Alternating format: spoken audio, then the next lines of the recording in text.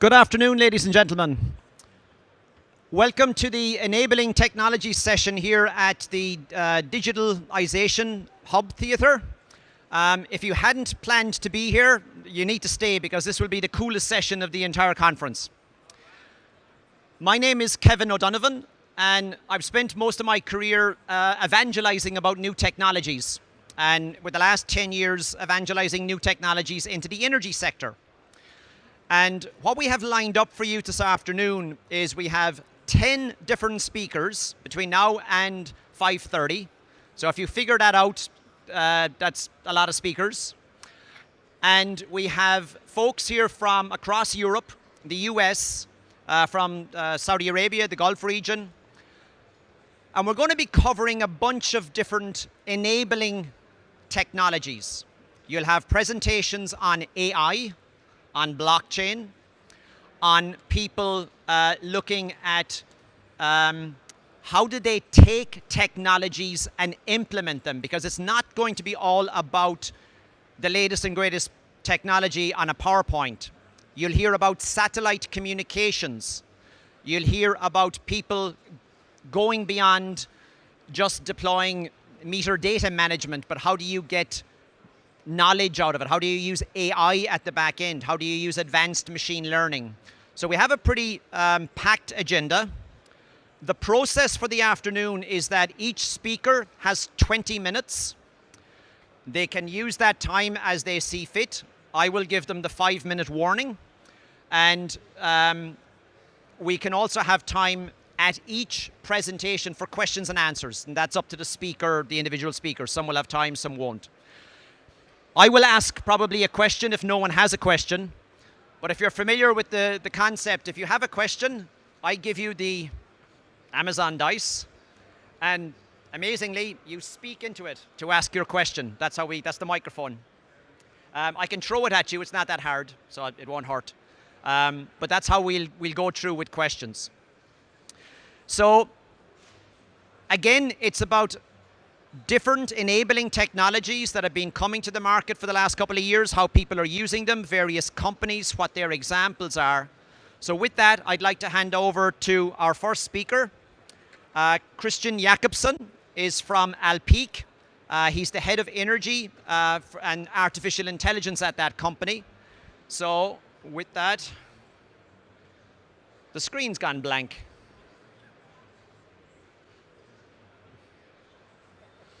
I can see it down here. That's a good start to a technology session, isn't it? Ah, okay. Moral of the story, do not hit the power button with your notebook. Operator error. That's just the screen. There we are. Apologies. I should have had a drone to do that. Thank you. Christian, all yours. Good afternoon, everyone. I'd like to give you a dessert to your lunch now. It's artificial intelligence.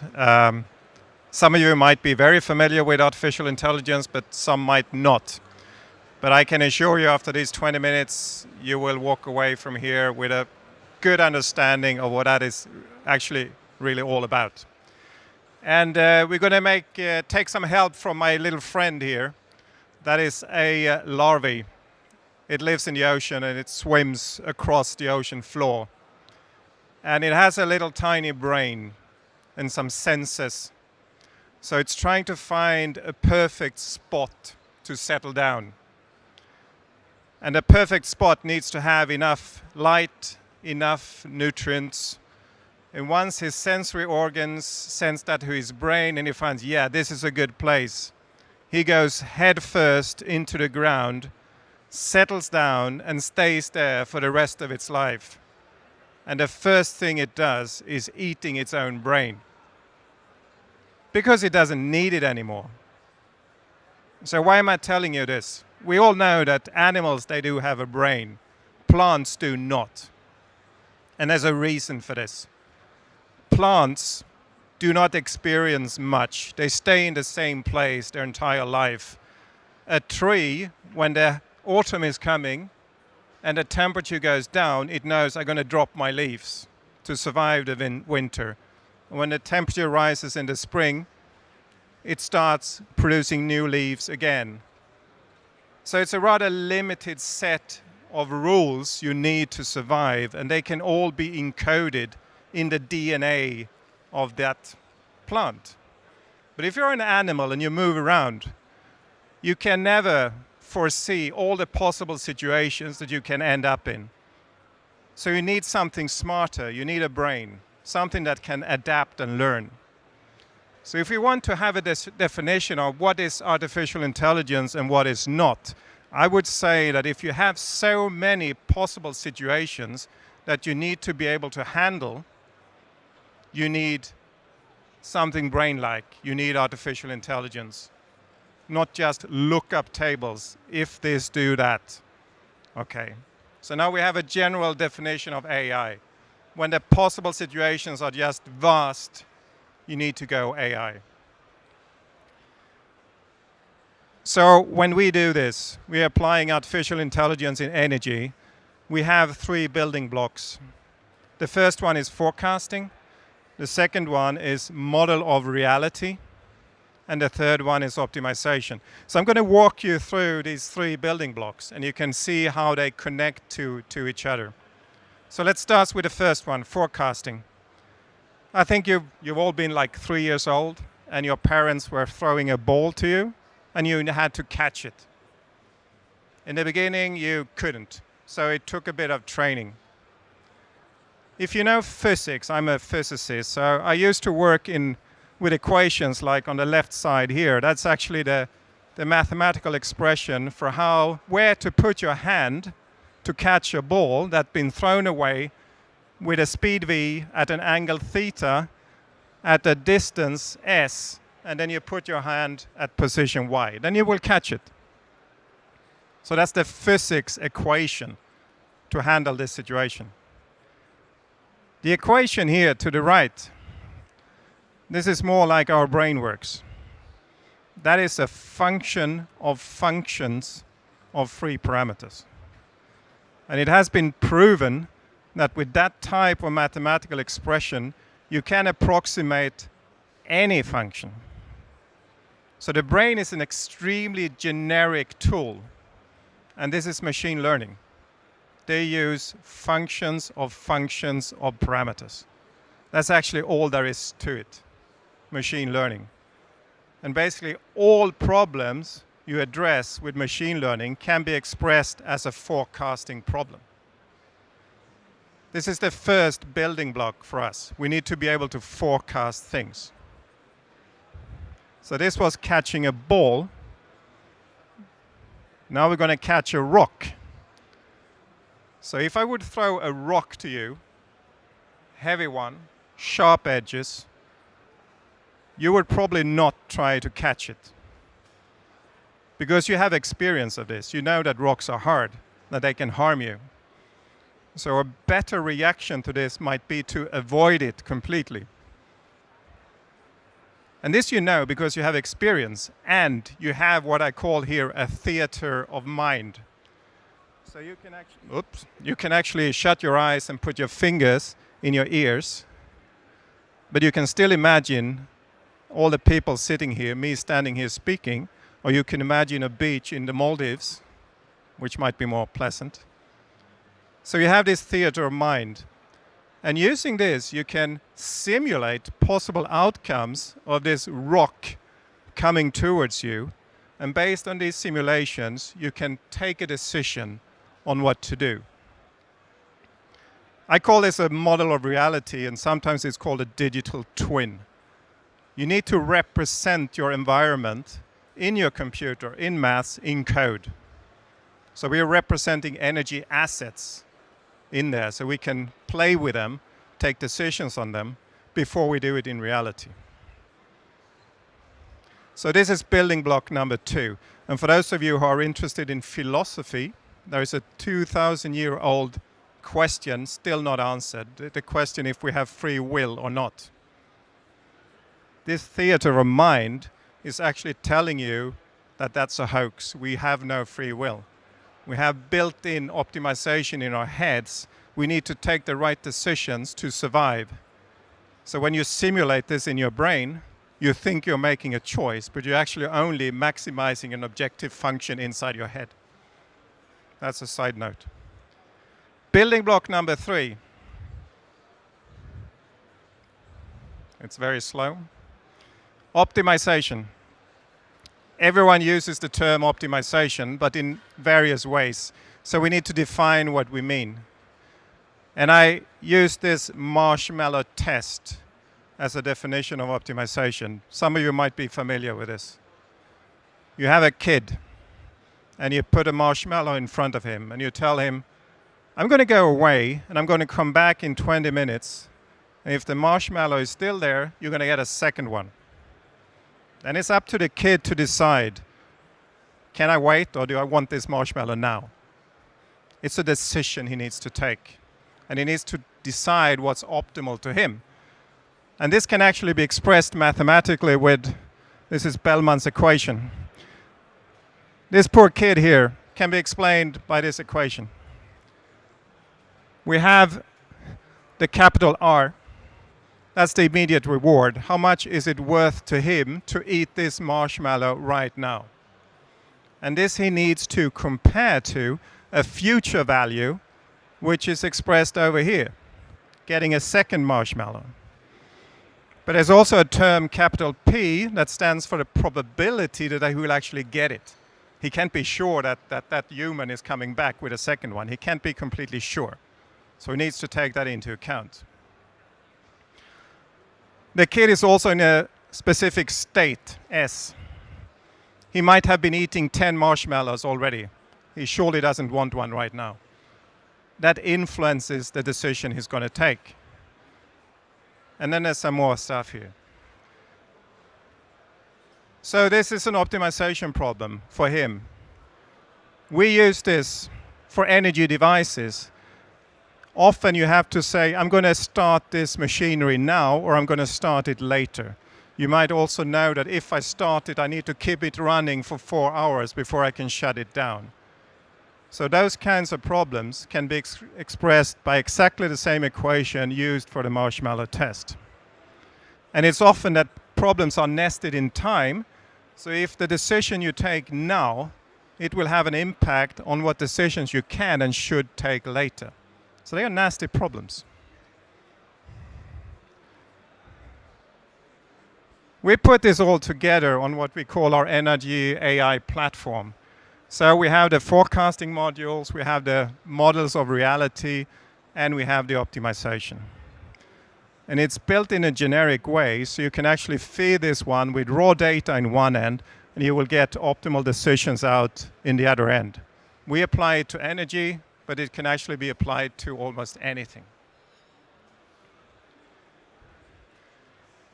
I can't talk about artificial intelligence without mentioning digitalization.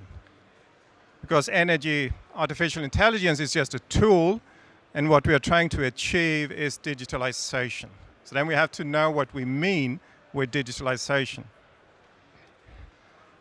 It's automation, machines taking decisions. But it's also, of course, that we want to do more with less. It can also create new types of business, because with this machinery we can do things that cannot be done by humans. It's mathematics. People often say it's IT. I would say it's mathematics. It's based on equations, solving problems, and then of course you implement it in code. But it's mathematical problems. It's not user interfaces. Of course we have those. But basically you have failed if you need a user interface, because then you still need a human. It's not customer needs. They often need advice because they don't really know what you can do today. You can do so much more than what most industry people know. So if this is digitalization, I would say we require artificial intelligence to solve those problems.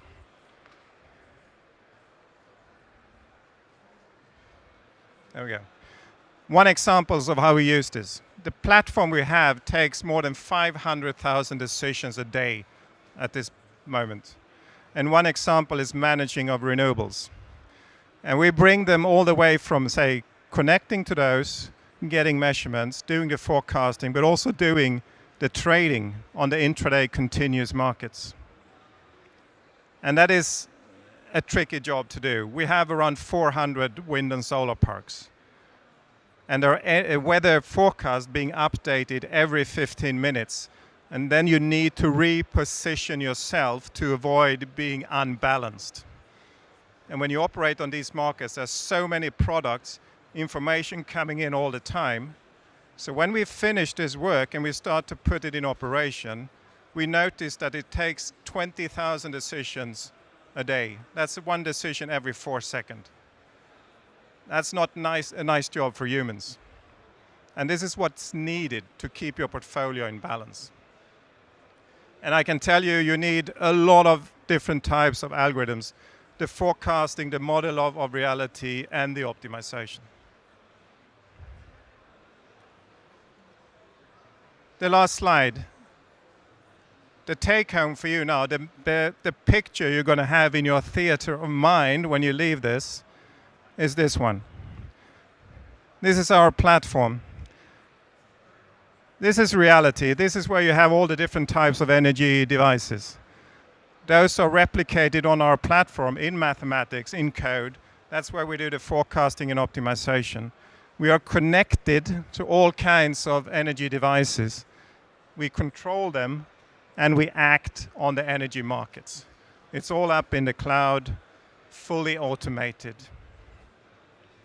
So that is what we do at Alpiq, a Swiss energy company. We have a booth in the other hall there. Come talk to us if you want to know more. Thank you. Thank you, Christian. We have a couple of minutes for questions, and just one. You made a comment, I haven't heard that before. If you need a UI, you've failed when it comes to artificial intelligence. Yeah. In the utility industry, we still hear that, yeah, machine learning and artificial intelligence is coming, but I still want the human to, am I sure before I press a button? They shouldn't press a button. Okay. The only thing they should be doing is to monitor, to make sure that everything is running as expected. Monitoring is still needed. But this is about scaling things up. So you actually should try to automate every step and only make sure that it works as intended. We're still going to need people, because people are actually telling us what the objective functions are going to be, what risks are they willing to take. So there's lots of things to be done by humans still, but that is on a higher level. What strategy do you want to implement here? Interesting. We have time for one or two questions. Anybody? Here we are. You get the Amazon Echo, I assume. Hi, Henrik here from Vattenfall. So could you explore a little bit with us on the topic of the data that you put into your platform? So is it raw? Do you need to model it first? What is that first step in terms of being ready for AI? Well, it is a very data-hungry process. There's enormous amounts of data coming in. And if you get shit in, you're going to get shit out. We all know that. So there's quite a lot of code you need to put in place in the beginning of this chain of data flowing in. And this is real-time applications. So you need to very, very quickly decide if this is reliable data or not. And if it's not, you need to have a backup scheme on what to do, because you cannot just stop your trading, for instance. That's going to cost you a lot of money.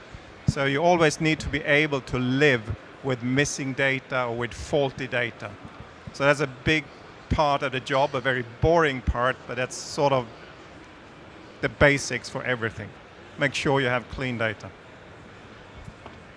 Any last questions? Any last questions?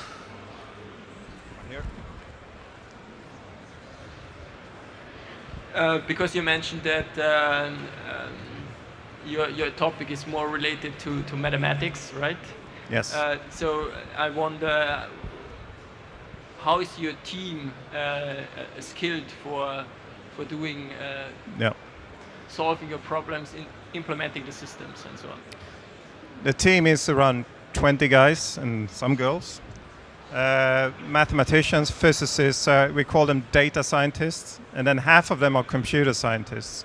So you need this combination of data science and computer science.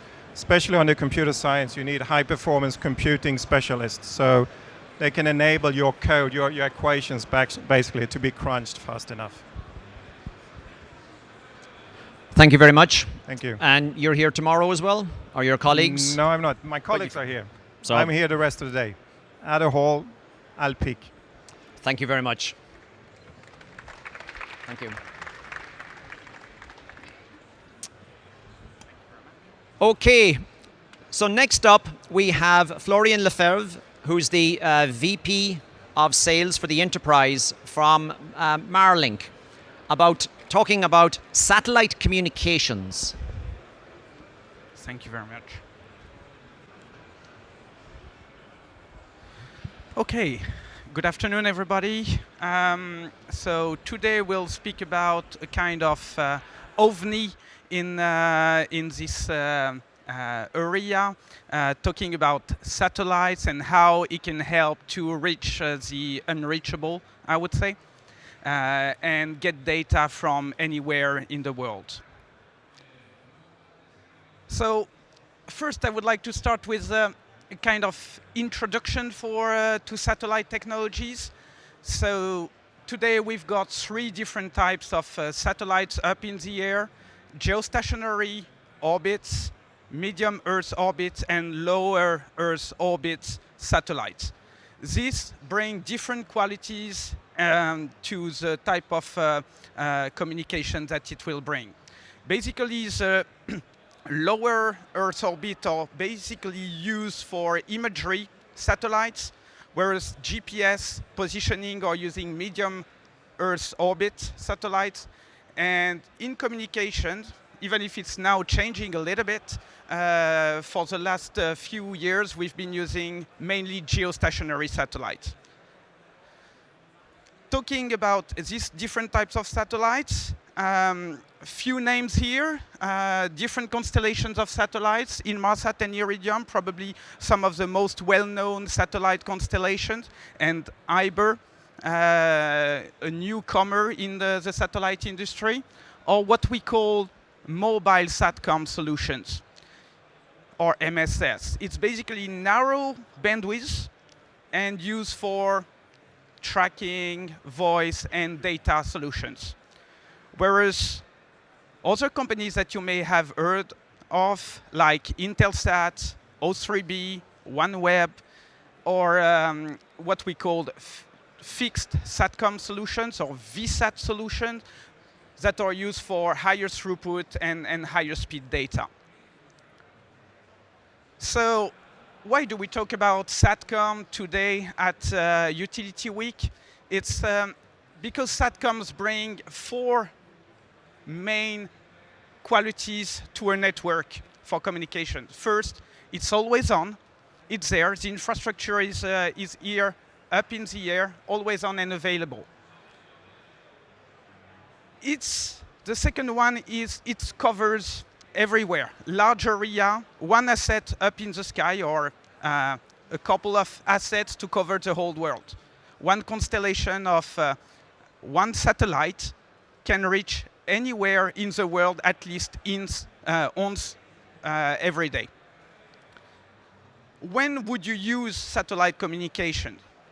Well, you would use it when it's critical, because satellite is extremely reliable, much more reliable than any other network, because it's been designed for that. Since it's up in the air, you cannot do anything, so there's a lot of development to make sure that it's extremely reliable. And the advantage when talking about a large network, deploying a large network, is that satellite is extremely scalable. The infrastructure is there.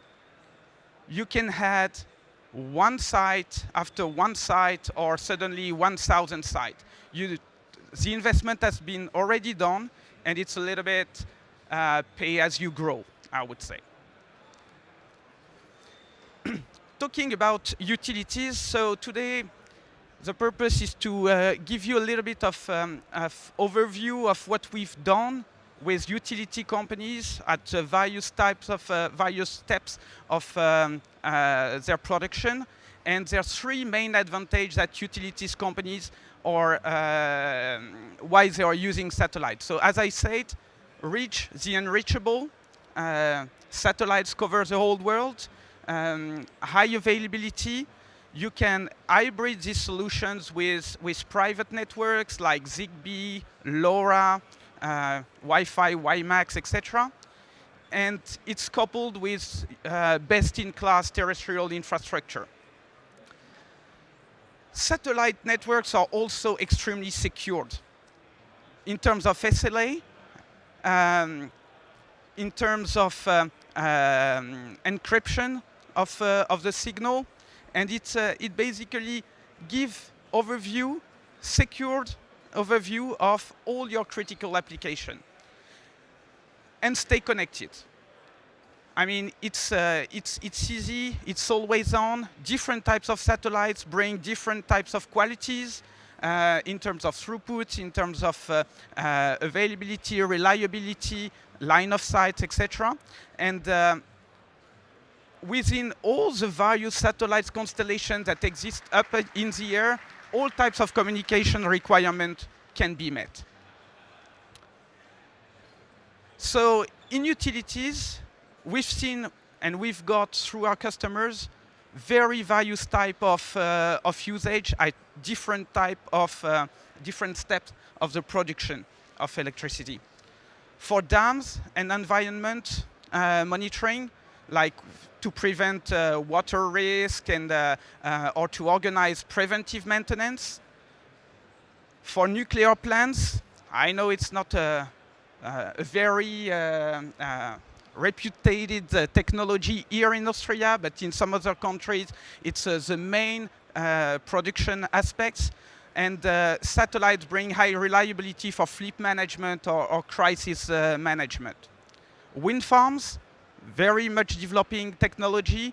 Here, satellites bring backhauling of all the communication from in the middle of the sea, basically. Substation and grids, talking about the network.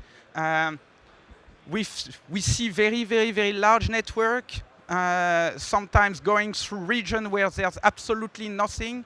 And here, satellite technology allows to sensors and telemetry to work from anywhere, even the most remote locations. If we go a little bit further, talking about the dam monitoring, here it's an example of what we do for one of our customers in France.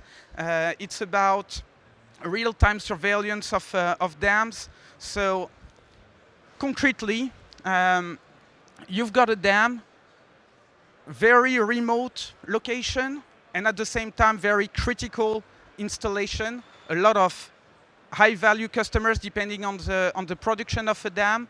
So what our customers wanted is get this data, this critical data in real time, also with video streaming, internet access for some people going on the field to make some corrective maintenance and anticipate reactive maintenance. So what we've provided is a VSAT type of solution, providing high throughput that allows the video in very high quality, together with a portal that allows to monitor this connectivity device, and all through that, our customer, with the support of an application developed by PTC, allows to get all this data and transform the big data that we bring into very smart data.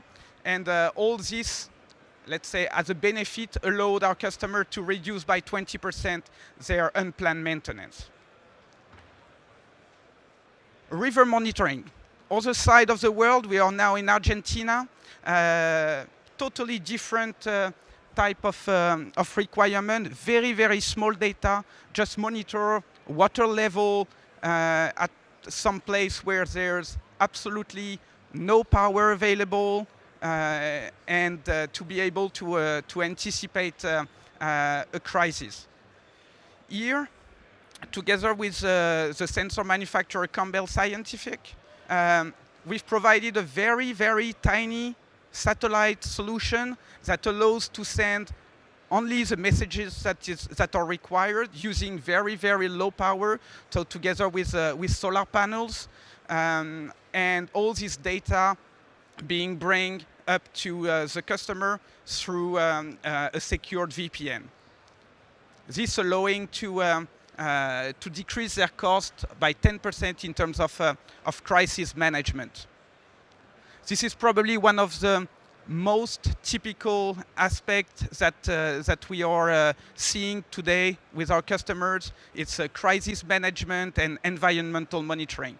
This touch utility, but it's also for mining, energy, and also state crisis management. Here, the example of safety, I would say, emergency communication in a situation of mobility. Here we are talking about nuclear, but it could be basically anywhere. It's about bringing security and safety in a situation where to avoid a disaster, I would say, or to react after a disaster. Here, the purpose is bringing safety and security by different means. For example, voice and data with very, very high reliability from anywhere in the world, because we cannot anticipate where the crisis will happen. We provide this type of tracking solution so that you, as a utility customer, you can track all your people, know exactly where they are. We designed actually a specific hardware with allowing to have messages, to send messages, alerts button, and voice communication in terms of emergency. So very small, like trackers, but at the same time, we also provide some solutions that goes in cars, that are very flyaway solution that can be shipped very, very quickly, or on a truck to have communication from anywhere, anytime. Wind farms. So back in Europe, on the North Sea, where wind farms are highly, highly developing, because the cost of energy coming from offshore has been quite reducing over the past few years. And here with our partner Encentric, we provided some satellite communications to where we deployed a 5G network during the construction phase, backhauled by a very high throughput satellite communication device, which is still there after the wind farm has been constructed, so that they use it also for as a backup solution, but also for specific application linked to reactive to preventive maintenance. The interest here is also the fact that satellite is duplex communication, so it's not all about sending messages, but it's also about reacting upon this communication that we receive and send information back to the remote site. Smart meters back in France. So here it was about all these connected meters that are being deployed everywhere. It's very, very fine in cities where the network is extremely dense and all the data can be collected. But what we observed is that some industrial sites were absolutely critical customers for the utility producers or sellers, and these sites are usually the most remote sites. So with the customer. The customer wanted to backhaul real-time these meters that are critical in this network, their consumption, etc. But there was nothing. So for the most critical places, they decided to go for an L-band solution, allowing to be very compact, very discrete, and at the same time giving the throughput and the real-time connectivity that was required by this type of requirement. They also use an application to monitor also these connectivity modems called proximity that we developed with PTC ThingWorks.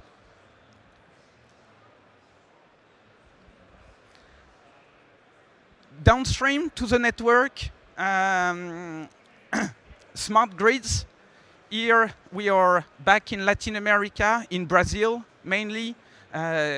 Few years back, the Brazilian government decided to be extremely tough on their energy producers and distributors to make sure that the population was really well provided with electricity.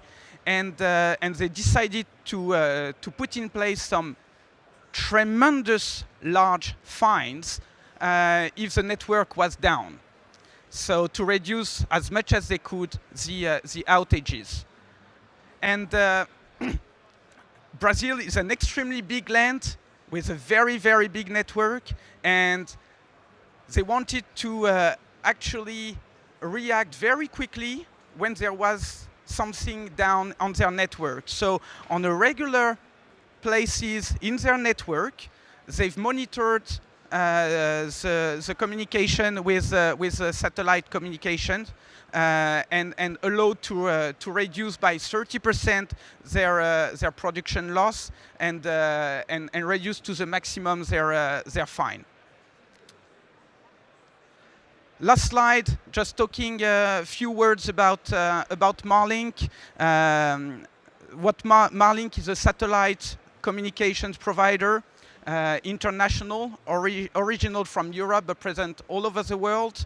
Our main business is maritime communications, providing communication to ships and vessels around the world.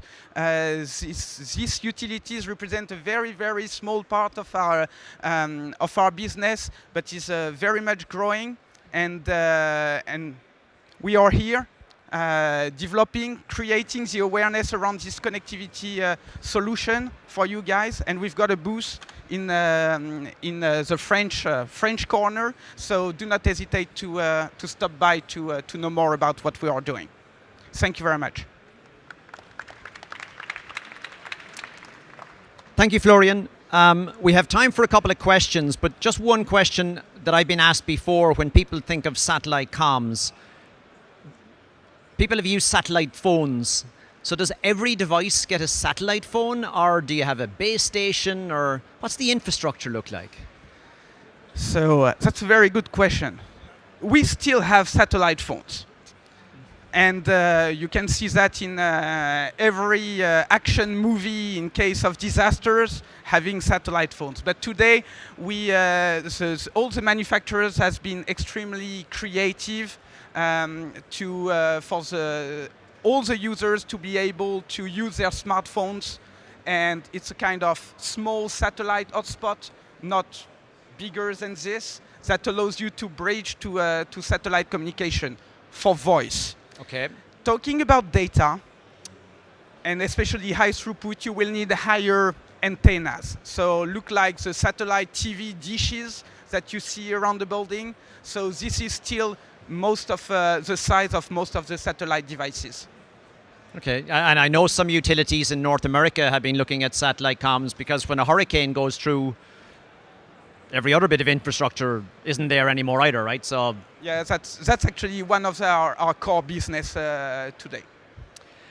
Time for one question. Come on, don't be shy, or else I'll have to pick someone.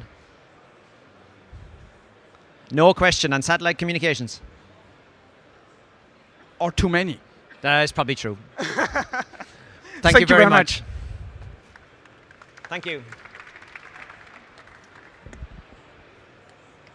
Alrighty.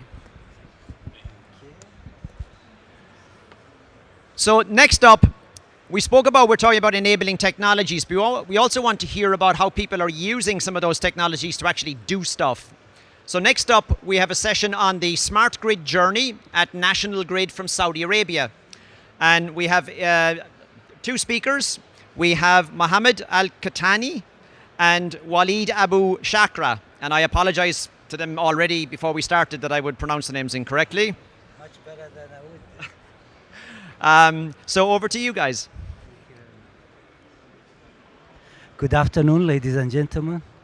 Thank you for being here. I'm very delightful to share with you how National Grid Saudi Arabia use digitalization and employing some of the latest technology to control our massive network. As of Saudi Arabia is around 2+ million kilometers square. It's been delightful. I'm not gonna sell you anything, but we will share with you our experience, and thank you for your time. I will start in a few minutes just to tell you a little bit about how big is the network and everything, and later we'll go in deep in one of the projects that we have done using all kind of technology we could have our hand on, AR, augmented reality and so on, which helped a lot in response and quality of data.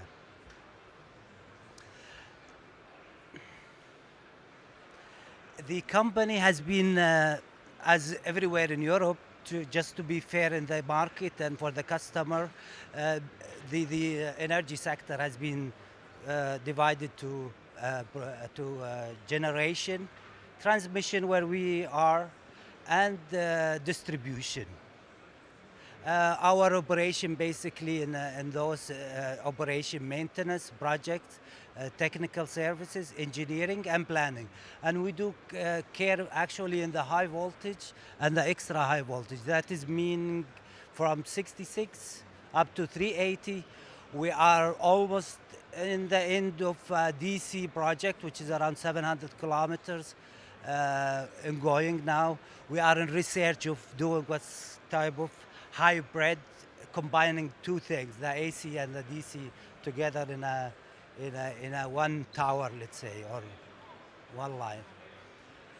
Mission is promoting electricity, being fair with the customer, and giving him the reliability of the network, and answering his concern if there's any troubles involved. And we try to be, of course, in the best of the player. To tell you a little bit of our network, we start with the substation, for example. At the moment, we have 1,057 substations, and transformers is around 3,300. The capacity is around 363,000 megavolt. And the circuit in a kilometers is around more than 78,000 kilometers. So you can really tell how a system must be there to be able to analyze, control, do a corrective maintenance, do a conditional maintenance, where we are trying now to put some system with SCADA as well, so we can. It is a massive responsibility. Where did the company march into? A minute. We okay. I'll just get that slide. We operated in 3 different areas. Here is Jordan, Israel. Here is Yemen. Here is the Gulf country. Here is Iraq. We operate basically in 4, what do we call it? Eastern, Central, South, and West. We have connection right now with Egypt. That is going on project with Jordan for connection as well as completing the connection with the Gulf, the GCC states. And we are also in a submarine cable together with a small little island. It's 50 kilometers away from the shore of Saudi Arabia.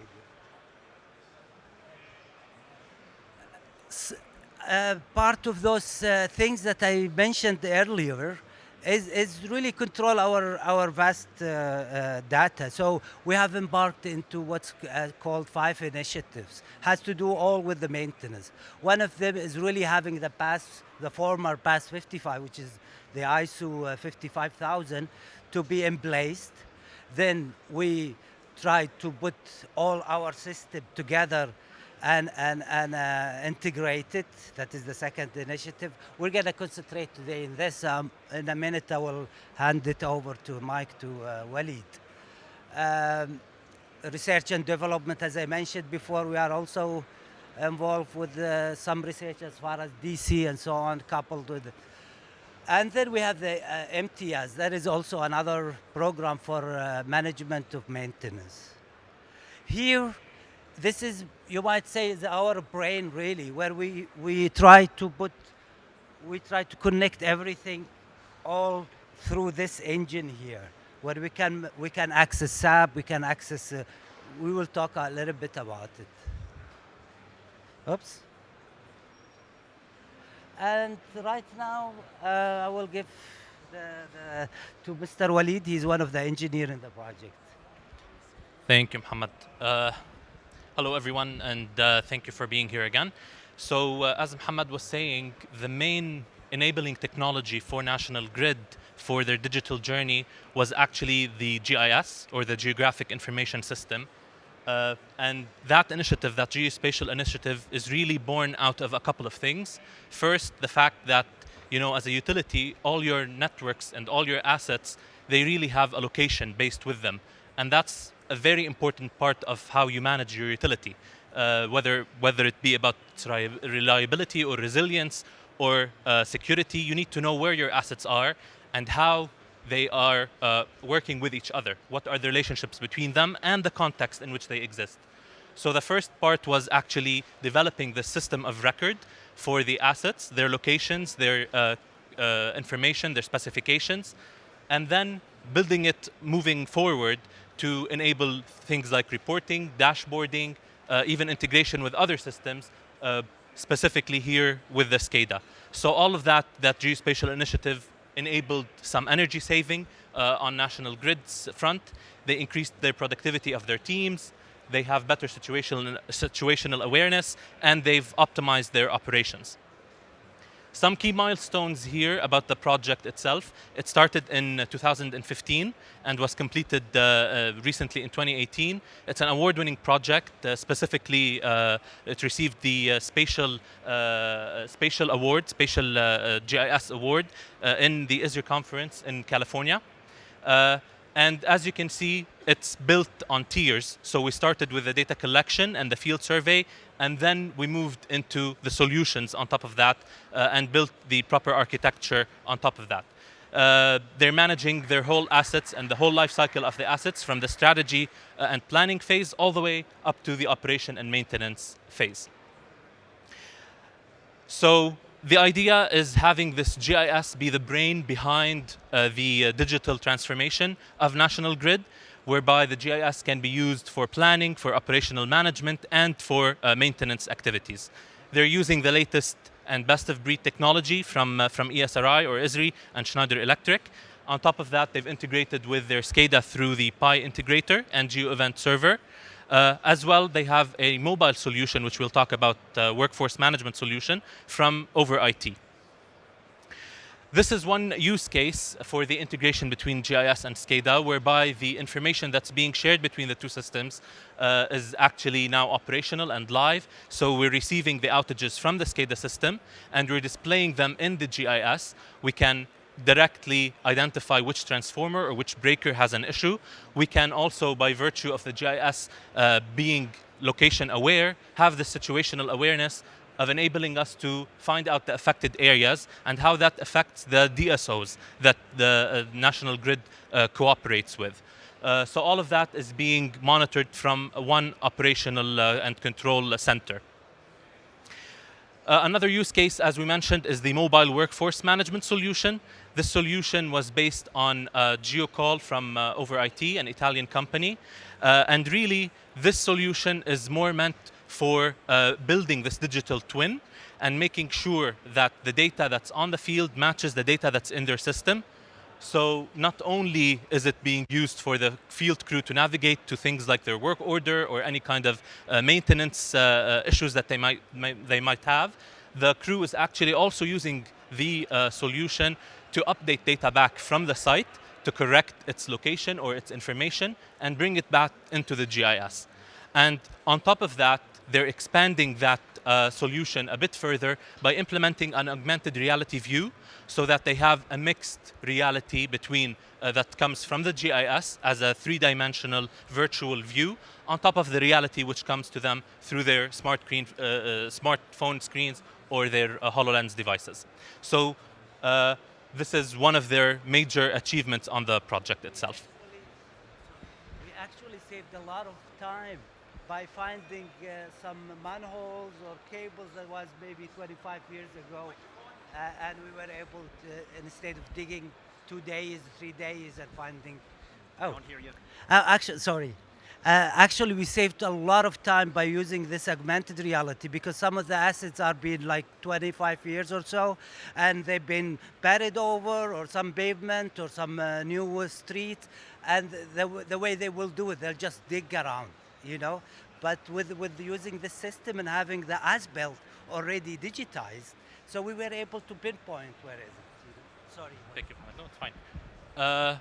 And another initiative was actually making sure that the data is accessible to various people within the organization, various stakeholders, and that's why the web platform came about. So that brings the system from one that's just a system of record into one that is engaging, and it's a system of engagement, whereby they can access the web portal to navigate, to find assets, to trace, do electrical tracing on their network, to provide some reporting or statistical information that is key in their decision making. So they get a bit of the awareness there. We know that cybersecurity is a major concern to most of the utilities that and the companies attending the event. And in terms of security, we really managed to secure the platform on several layers, whether it's through the apps or the network itself, or even the data from the aspect of data security and server security. Of course, all of that was done first through a risk assessment to identify what kind of threats there are on the system. As it expands and moves forward, that will also keep growing and keep changing. So our last slide, just to show you some real case return on investment from the solution itself. So we've benchmarked the system for specific use cases before we implemented the GIS and after we implemented the GIS. And as you can see, the productivity increase on various aspects or various fronts and use cases, things like updating the network status. Once the GIS and the SCADA systems were integrated, that rose by 83%, increased the productivity and saved them around 150 minutes of time for them to be able to do that with a GIS versus without it. Things also like soil information and any kind of elevation levels, that's also part of their GIS information anyway, so they're able to make use of that info as well. So thank you for your time, and if you have any questions, please feel free to do so. Thank you very much, gentlemen. So questions, because I've got a bunch. Any questions from audience first? All right. Okay, you mentioned augmented reality, so I got to ask. Mohammed, you mentioned that you were using augmented reality based on the GIS data so they can find things where it is. Is that using what we call a smartphone or a tablet with an overlay, or are they, you mentioned HoloLens as well? Yeah, well, we use a product from a Swedish company. It's called Handheld. And they usually do a military grade tablet. Yep. The one we are using is Android because we just thought Android a little bit open to it's more open to add things into it. This device has an inertial compass in it, which is not normal like the smart device. Yep. It's a little bit more sophisticated. So it will measure your movement and then it has the GPS connection, so it knows where is it. Once you press in that application, it's from IT, over IT, it's called Space. It's an Italian company. It will just change to a video in front of you. So whatever you point, it'll point to that scene that you see video live, and it will pull the GIS data, the network from the server back in the office. And then I will just put it over it, so you have more or less, you can walk all the way till you are over the manhole, or yeah. Oh wow! And you mentioned that you guys are using Microsoft Hololens as well. Yeah, that product. Sorry. Yeah, you can definitely deploy the same solution on a HoloLens system. We prototyped it, but we haven't implemented it yet for all the field crew. But it's definitely something that is there in the agenda. Yeah. Any other questions? We have some time. God, you're very quiet. Do we need some coffee to kind of, or a bottle of whiskey or something?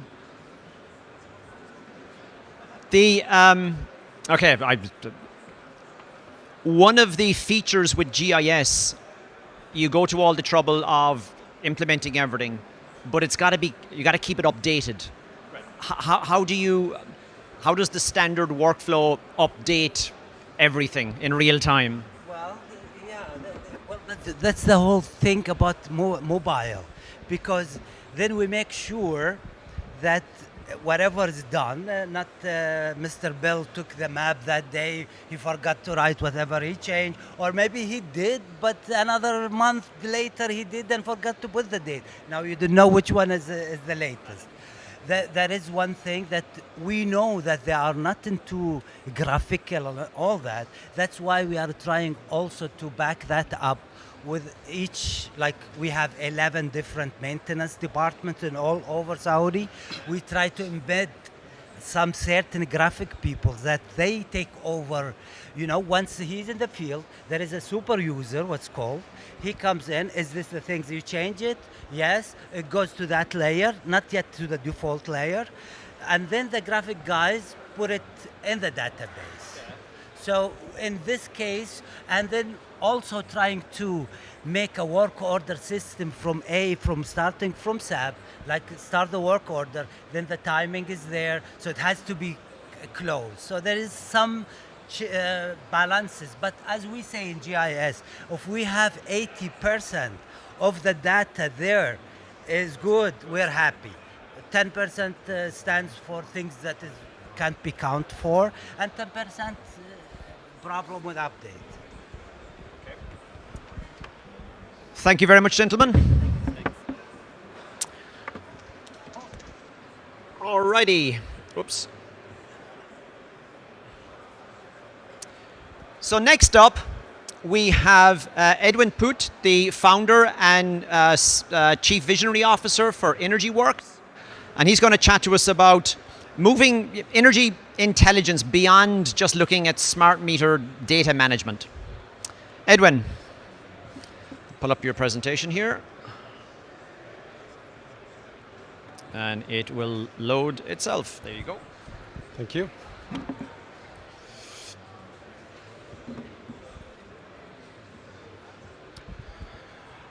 Hi everyone, my name is Edwin Poot from EnergyWorks, and I'm going to tell you a little bit about the advantage we had in the innovation cycles that we had to go through in our company, and hopefully also inspire other people, especially maybe in the utilities industry, to also work in a similar way. It's all about mentality, culture change, etc.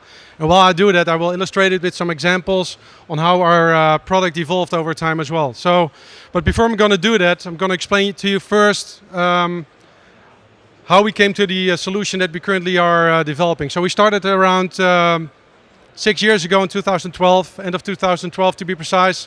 I founded the company, and we were facing a lot of challenges in the industry. So I'm not saying there's only the couple of challenges I'm going to show you, but at least it's all about data-driven challenges. So I'm trying to focus on 4 different themes that we saw as a challenge in the industry. So let's start at, let's say, the bottom left. So data diversity is a challenge where a lot of different systems in different silos even, with different shapes, formats, sizes, protocols, need to be connected. They need to be like virtualized, so you can actually ask that question that you ever want to ask, get that answer, and getting the data and using the data across all those different systems. Like for example, if you would like to know how many customers that consume more than 100 megawatts a year contact your customer service more than 5 times a year, seems like a very simple question, but it's very hard to answer these days. So that's a big challenge. And on top of that, on the IT side, if you need to integrate all those systems, it's a complex job, especially since there are systems like that are a couple of decades old, some newer systems, so protocols, technologies are varying from very old, or not even technologies, just file-based, to maybe very modern. And next to that, there's also a lot of external systems outside of your IT infrastructure that you want to use in your day-to-day analytical capabilities. For example, weather data. That's the most common sample I use, of course. And then when you work with your data and you need to ingest data properly, and you finally got all the data sets in, then the second problem comes to appear. So on the top left corner, you see contextual intelligence. So if you're looking at a data set, if you're looking at data and you want to know why, for example, behavior has changed in your data set. Especially I'm talking about, for example, about load forecasting, where you see like a sudden spike or dip. How do you know that dip is real or not? So you need a little bit more context. So what we also do next to all those different data sets, you need to be able to correlate all those different data sets and find why that's happening. Like a few weeks ago, I was with a customer in the US, and they actually made a very funny comment, I thought, but they said, well, let's also ingest TV guide information, because we want to see why a certain spike in energy is related to the TV guide programming. And obviously it's quite simple in the end, but for them it was useful, so they're quite serious. I was thinking they're making a joke. So here with this I want to illustrate the fact that it's very important to have context in your data. Otherwise, yourself and not the system, and the system itself as well, cannot determine why something happened in your data set. On the top right corner, data governance is also a very important data-driven challenge. So it's not all about technology. It's also about people, ownership, who's responsible for what data. If something is wrong with the data quality, who are you going to go to? Who feels responsible to solve it? So instead of fixing data all the time, cleansing data, etc., it's also about making sure that the problem never starts again. So for example, we had a customer that had shifting timestamps in their data loggers, in their meters. 1% every day the timestamp shifted. So a year from now you were looking at a totally different date with the wrong value, and they were making very business critical decisions on that. So how do you detect that, and who do you make responsible? In the end it was just an upgrade of the firmware of that device, quite simple, but you first need to discover it. The bottom right corner, digitization of assets, also a challenge that we see very important for the things we do as a company, and that's more or less decades old assets need to be digitized. Sometimes they can't, so you need to like virtually represent them. Sometimes they call it digital twin or something. So we create models where we actually can use the data of several assets, whether digitized or not, in our modeling, so you can make those business critical decisions. Imagine this morning I had a customer at our booth, was talking about an asset of 40 years old, was not even digitized, so they had employees working on that asset every day for the last 25 years. You know, then the data is actually those guys working on the asset. They know everything about the asset, why it behaves, how it behaves like that, etc. You can model that into a model and then still use the data that's produced by the model in your day-to-day decision-making process. And of course, all those factors of change are struggles that the energy utility sector is working on. So to be able to battle those struggles, to battle those challenges, you need agility and flexibility to innovate. So I mentioned already that it's not only about technology, it's also about organization, culture, and people. So I believe very much in this concept: learn to fail fast, learn fast, and iterate faster. This means every day in our development cycle within our company, we're releasing on a weekly basis. We dare to prototype, we dare to fix things, we dare to try out things. Even those crazy ideas that some of the developers or product owners or maybe customers even have are worth trying, as long as you can do it fast and quickly because if it's failing, you can iterate, fix it again, as long as you need to find out if that idea is working or not, without wasting all those valuable resources. So you need to validate what you want and need against your plan. Think outside of the box, don't be afraid to do that. And then last but not least, prototype. Try if it works or not. Then only you can make a good product that is moving with the flexibility that the market requires. So you need to embrace this in your culture of the organization. So tell your people, don't be afraid to fail. Don't be afraid to fail again. As long as you can fix it fast, then failing fast is allowed. So based on this culture change in organization, people were able to not only create those real interesting features in our product that most customers really are happy to use and say it's unique in our product, but they also have a different mindset. You know, if there's a problem, so we release a new version, there's an issue found because maybe testing didn't capture it because it's a new feature, they're not afraid. They're not like freezing and say, oh we have a huge problem in our environment, but they actually are diving into it, fixing it, and before we know it, 5 minutes later, it's fixed. So that requires a lot of different changes in the organization, not only on culture, mentality, but also processes, the way you develop, the way you test, etc. Because this is a huge impact. And this allowed us to innovate our product even faster and also implement new features when new customers require it.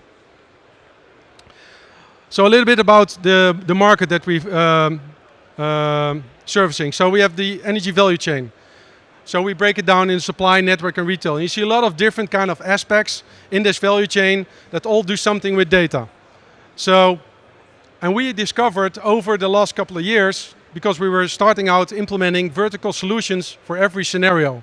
And at some point we thought, well, 60 to 75% or something is the same, is reusable. It's all about getting the data in, integrating it, making sure quality is good, inspecting it, so evaluating it, and then pre-processing it so that the next step can use it to create those so needed outputs. So running those specific business capabilities. So the digital strategy is pushing the industry and our customers with cross-data insights. You're not talking about revenue optimization alone. No, in relation to commercial optimization, maybe on the supply side. So how do you interact with all of these different silos and get the information you want? So this requires a change also in your approach around data.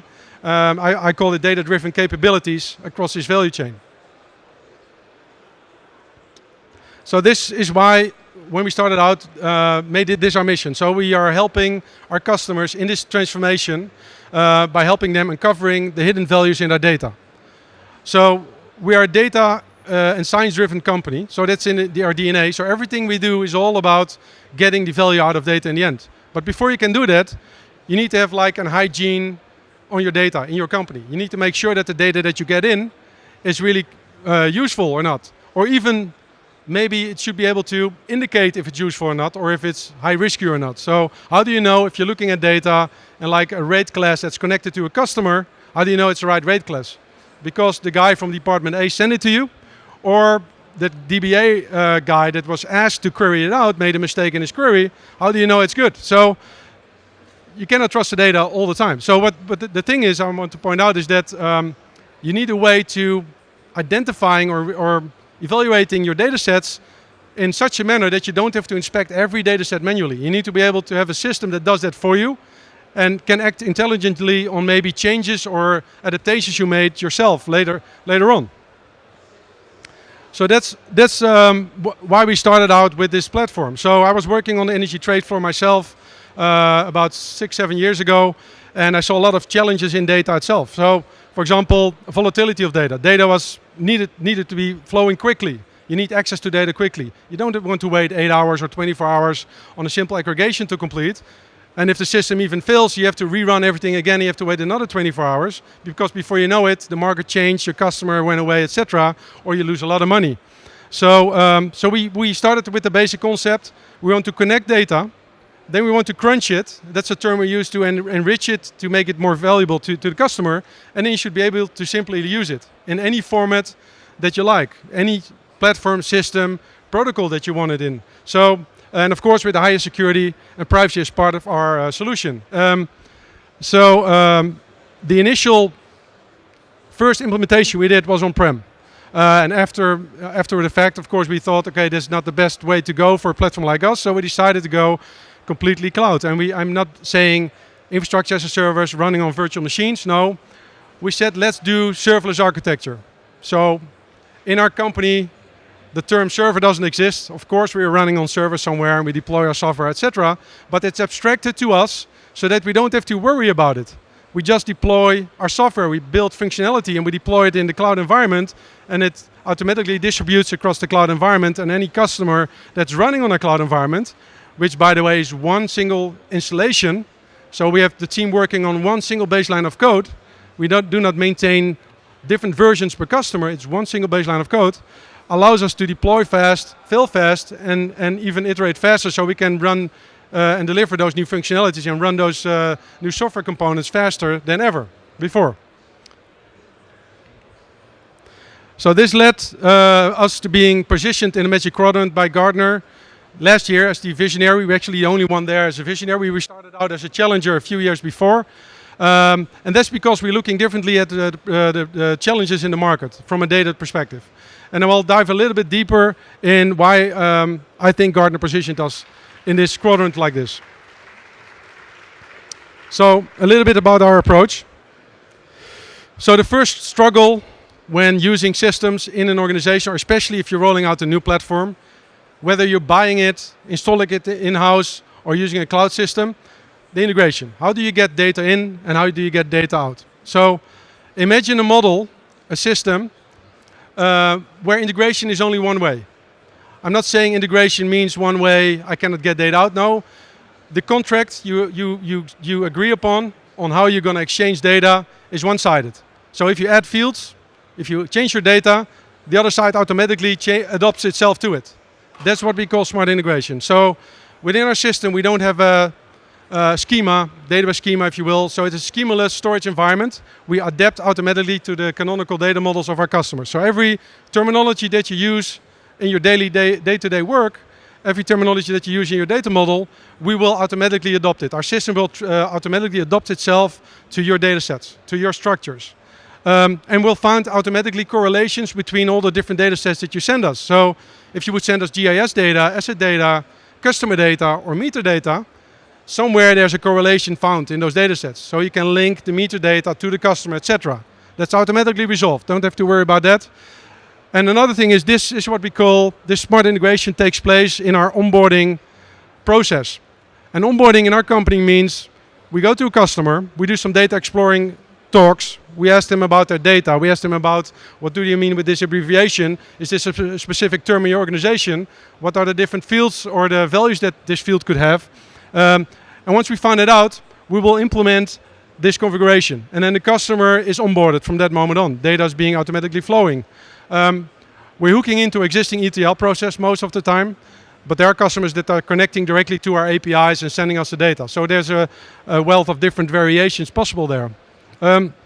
So as soon as a customer is onboarded, everything is already there out of the box. So from an MDM perspective, so because the title of my presentation is AnySurx Intelligence Beyond MDM, so the second M in MDM stands for management, meter data management.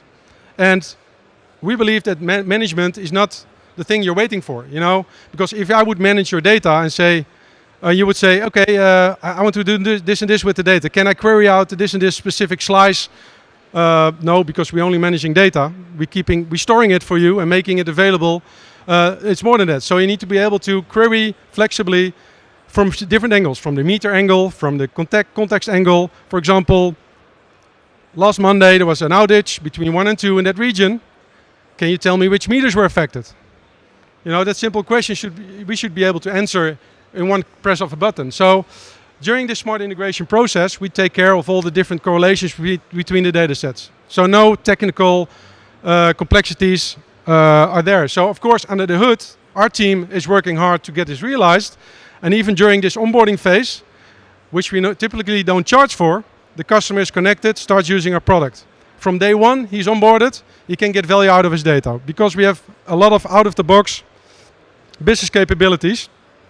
And those business capabilities are part of our other pluggable components. So I mentioned you need to be agile and flexible in your organization and also in your IT product. So we are able to process flows, and every flow that we process contains certain logic, algorithms, etc.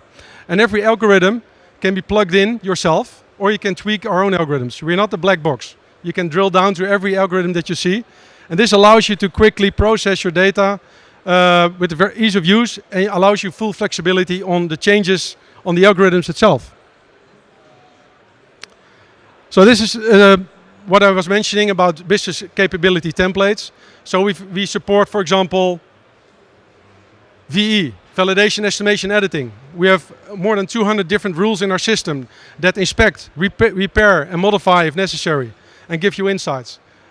Another example would be load forecasting. So with that VE data, you can actually detect and forecast. So detection means we're detecting features that have impact on your load forecast, like weather sensitivity, most common example, but that TV guide example I gave would be one of them as well.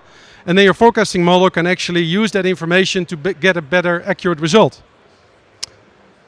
And to be honest, you can plug in anything you like.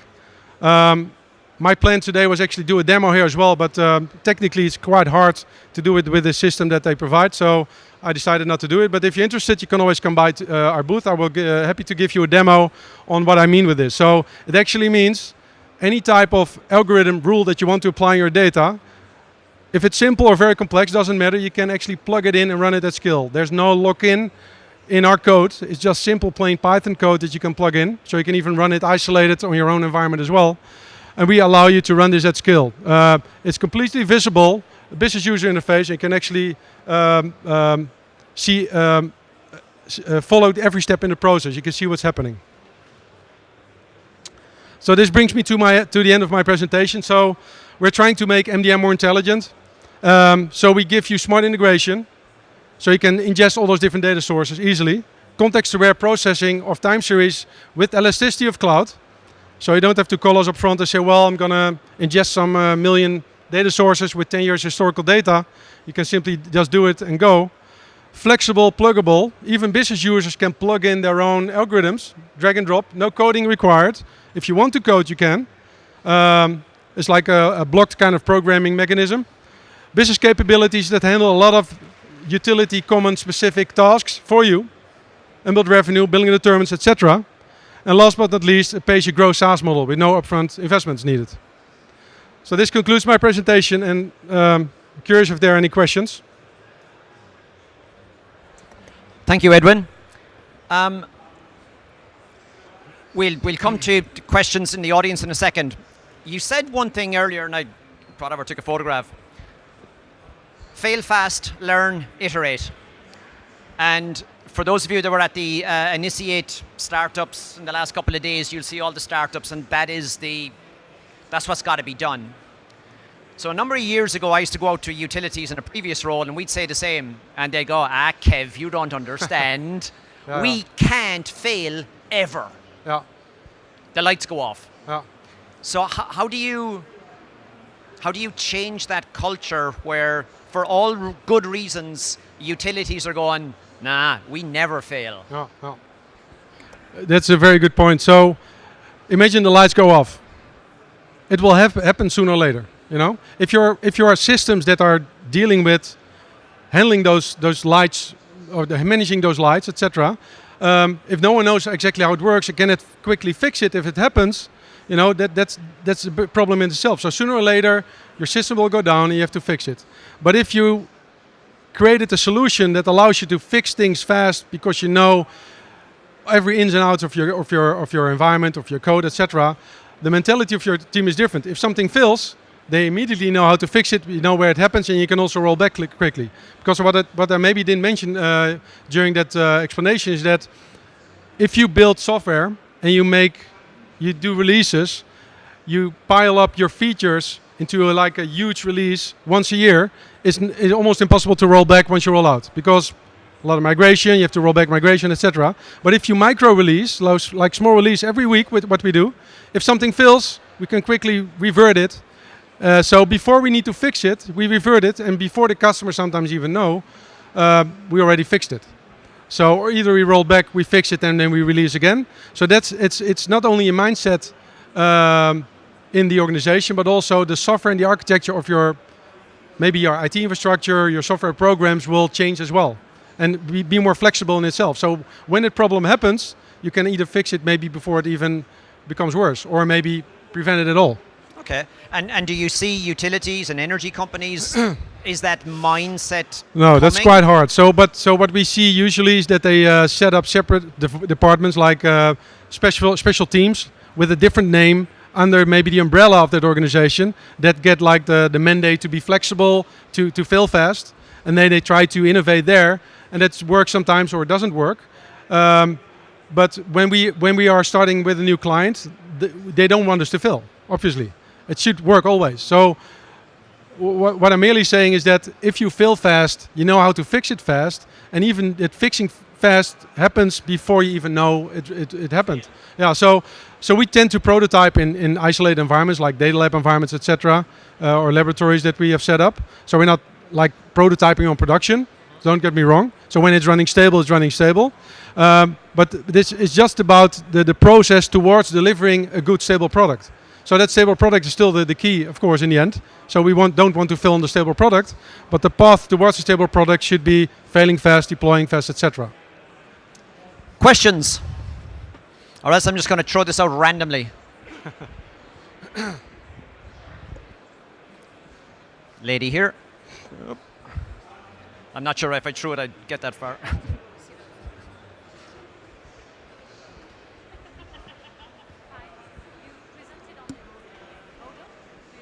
No. Sorry, we can't hear it up here. Do you hear me now? Yeah. Okay. You presented on the model that your data structure is auto-adapting to the customer side. Yes. It seems like magic to me. Can you just give us a little bit of understanding how you do that? Yeah. So the first response we always get is this sounds too good to be true, and then I say, well, you can try it, and then if you don't like it, you cancel your contract, because we're so confident in what we do.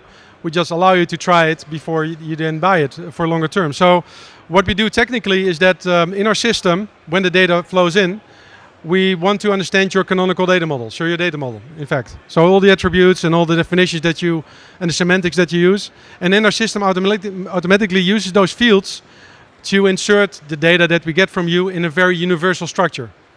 And that universal structure is then cached, indexed, and stored in our system, so that it doesn't only keep track of historical changes. So for example, imagine you would change something slowly over time. Like for example, the firmware of a meter is being upgraded. We keep track of those changes as well. And the keys under which we store the attributes of your object, like a premise with a street one or a zip code or city, in our system will still be named the same. And in our indexing layer, we allow you to search fast on this kind of criteria without losing the flexibility. So even if you add fields or remove fields, you can see at any point in time, this point in time I had this field, and like a week ago that field didn't exist, and you can even see what user changed it, etc. So it's a different way of storing data, and most of the time, like you've probably heard about the difference maybe between column-oriented storage systems and row-oriented storage systems, but maybe I'm going too technical. You're too technical, but I understand the index key situation. Yeah, and often what I get asked as well, because some people understand what we're doing, and they say, well, yeah, but it has an impact on performance, because you don't have a fixed structure in your database, it's harder to get performance out of it. So a few years ago, I had a lot of conversation with one of the chief architects of LinkedIn in San Francisco, and you've heard about the connections in LinkedIn, right? And have you ever wondered how complex that query should be if you log into LinkedIn and he's showing you all those first degree, second degree, third degree connections? That's immense. So they had huge performance problems at first, and maybe you can remember back at the time, I think it's like 4, 5, 6 years ago, it was really, really slow. And so we had a lot of conversations about the technology we're using, and then we're using like a graph database index structure.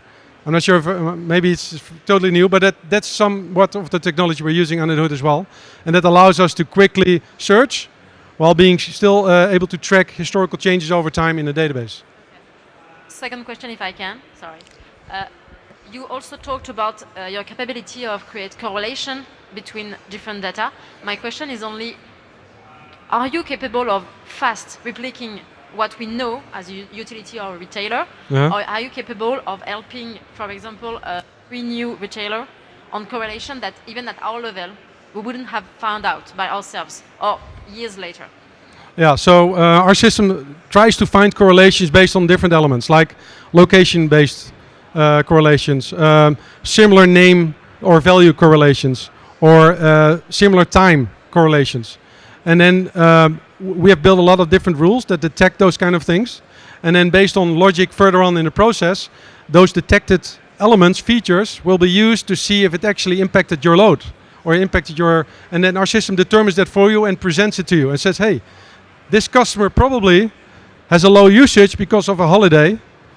And it has been happening over the last couple of times already. So it's able to intelligently detect that.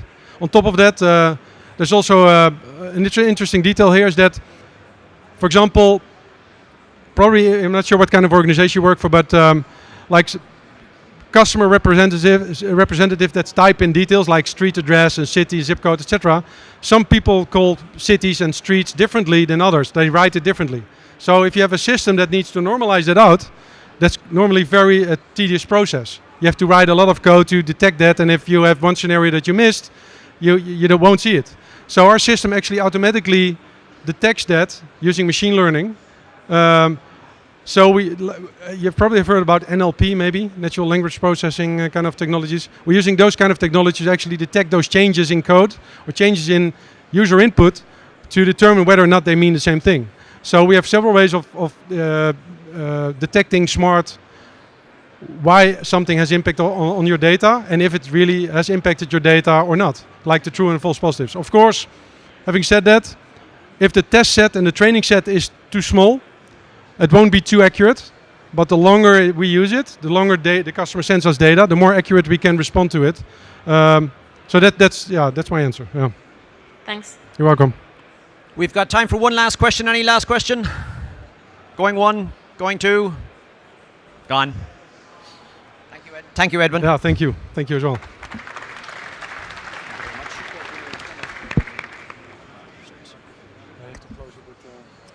Because I'm using a PDF and you have to press. We have to press this as well. Yeah. And right. Okay. Now, unfortunately, John Lilich, who was to be here, cannot make it. And he was going to chat to us about Web 3.0. Now, I'm going to give you my 2 cents on Web 3.0, but I'm just curious, how many of you here have heard of Web 3.0? There's a show of hands. How many of you have heard of blockchain? All right. Now, Web 3.0, today the internet that we use and the websites and the programming models and it's generically referred to as Web 2.0. And Web 3.0 is seen as the next generation of how the internet will work, how websites will work. Now, there's no definite definition of Web 3.0 yet, because everyone's got a slightly different opinion. But you'll hear people talking about the semantic web, the artificial intelligence web. So what happens when the website you go to, instead of being let's say, the website we have today, it's got artificial intelligence built into the website. So it starts interacting with you in a whole different way. Think chatbots on steroids and the way the programming model. Now, you all use Windows, the Windows browser, Google Chrome, Firefox, whatever, right? There's a whole new set of programming languages coming from all those providers to enable Web 3.0. And blockchain, the software architecture, if you like, is just one piece or one software model that's coming down the line in Web 3.0. You know, you can talk about blockchain and everyone knows about Bitcoin and whatever, but you'll hear companies like Electron out of the UK, Power Ledger out of the Australia. They're using blockchain today for specific business trading apps. There's a lot of people talking about peer-to-peer, yada, yada, yada. blockchain is at 1.1.5, 2.0. It's going to evolve. So what John was going to speak to us about was that his vision, because John's been one of the leading lights in this whole world of the evolving web. Now, unfortunately, John's not here, but if you go online, you'll see John doing videos on a lot of this. But just keep an eye out. So you heard Edwin saying earlier, hey, you just get some Python programmers.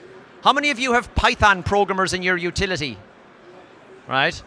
Well, Python's going to be old school in a couple of years like COBOL was, or is. So the technology just keeps evolving. So just when you get your head around blockchain, I got it. Guess what? There'll be all new stuff. So something to look forward to. Right, as I throw this on the floor. If we're ready, this doesn't like me. We'll continue on with the agenda. So I'd like to welcome up Raj Shah, the product manager from ARM, and his colleague Thomas Herbst, the director for utilities and the energy vertical at ARM. Guys, all over to you. Thank you. Where's the clicker? Oh, excuse me, I didn't do my job. You're fired. Okay. Thank you. It'll thing itself, okay. And then forward and backwards with the arrows. Let's go. All right, here we go. So first of all, I'm not sure how many of you are familiar with ARM. So ARM is the company that designs processors.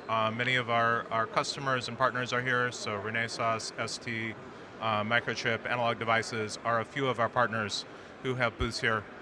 I'm actually not here to talk about processor design today, though. I'm here to talk about utilities and digitization. So this slide is actually a slide I use in all of my presentations, even when I'm not standing under a large banner that says digitization. So I think the McKinsey people get paid a lot more than I do, and so I like their quote in terms of talking about how basically because of a variety of challenges, changes of technology, changes of business model, how all utilities are having to go through this process today. How it's really through the use of collecting data and analytics that utilities are going to be able to operate going into the future. That a lot of the challenges like distributed energy or different models in terms of energy markets are things that we're going to have to deal with.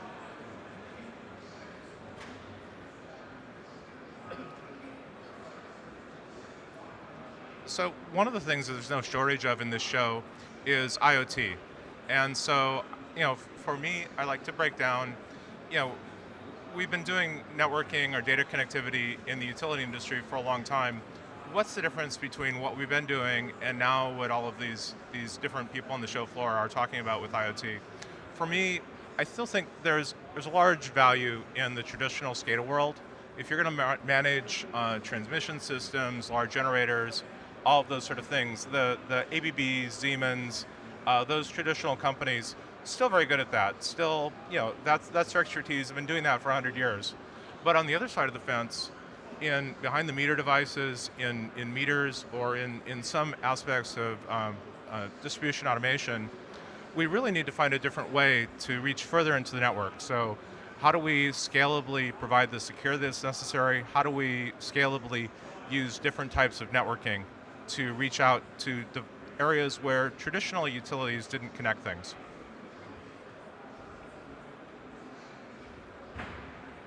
So obviously something that has been sweeping across Europe and around the world is doing smart metering.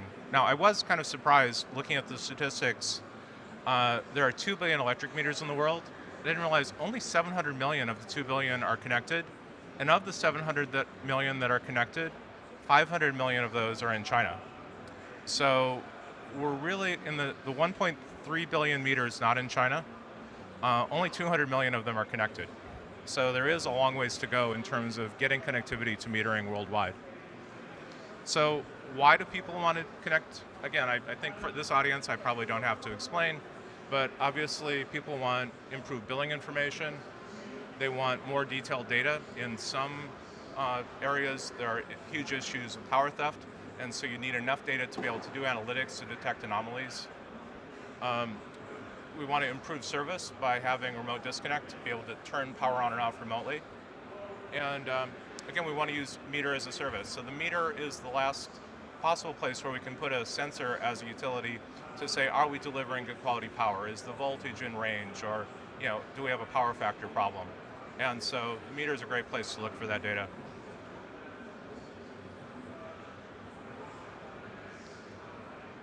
So there are a variety of ways that we can connect meters together. I think that it depends. Technology choices. Powerline carrier is certainly popular across a lot of Europe, but there are other places in the US we tend to do more RF mesh.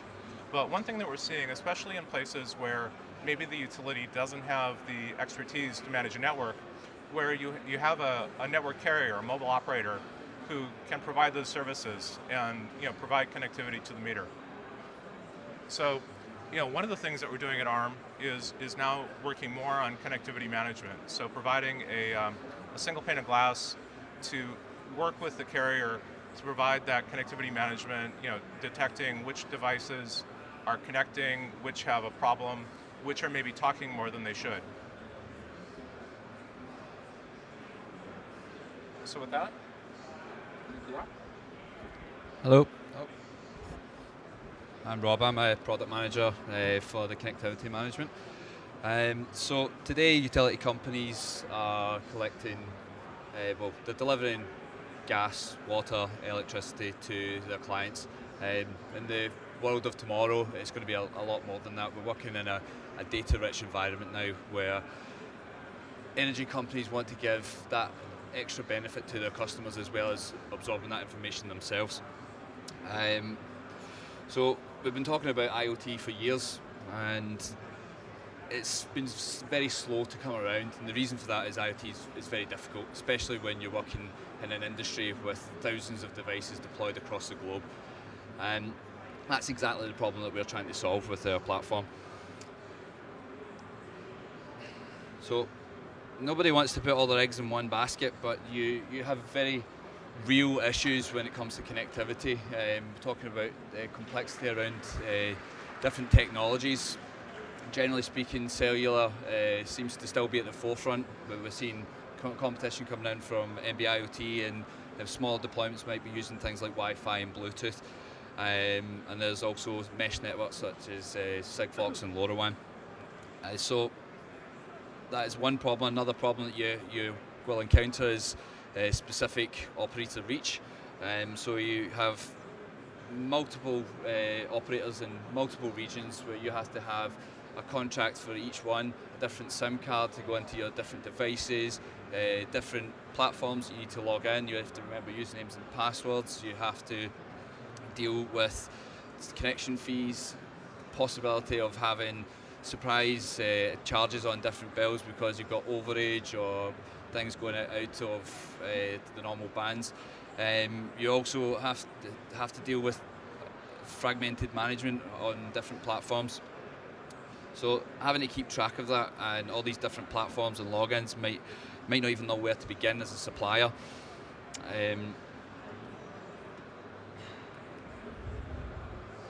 So eSIM is something that we specialize in. So ARM may be new to you in the utility sector, and we're even new to the IoT world, but we've actually been working in utilities for the best part of 18 years. We're already the third biggest supplier for connectivity in the smart metering in the UK, and it's starting to grow. Traditionally, ARM, as you may know, is from the cellular side of things for development of mobile technologies. But we do know what we're talking about when it comes to IoT. So when we're talking about eSIM, there's many different issues that you have to deal with, such as the operator-specific SIM cards that have to be inserted directly to the device.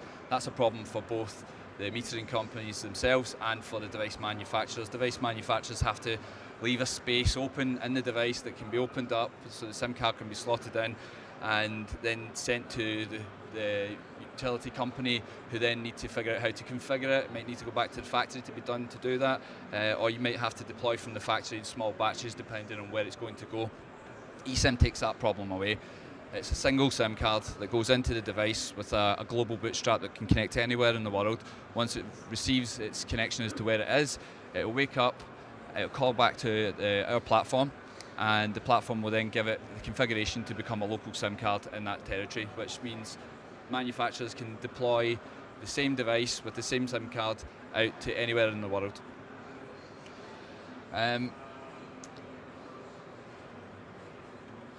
Yes, so you're no longer getting locked to a single operator. So when your devices are getting sent out, and you say, for example, you've got 100,000 meters in homes across Belgium, and you have a contract with Vodafone for 10 years, the devices might have a longer life cycle than that. And when you get to the end of the 10-year contract, changing your operator is a very difficult thing to do when you're talking about sending an engineer out to replace those devices.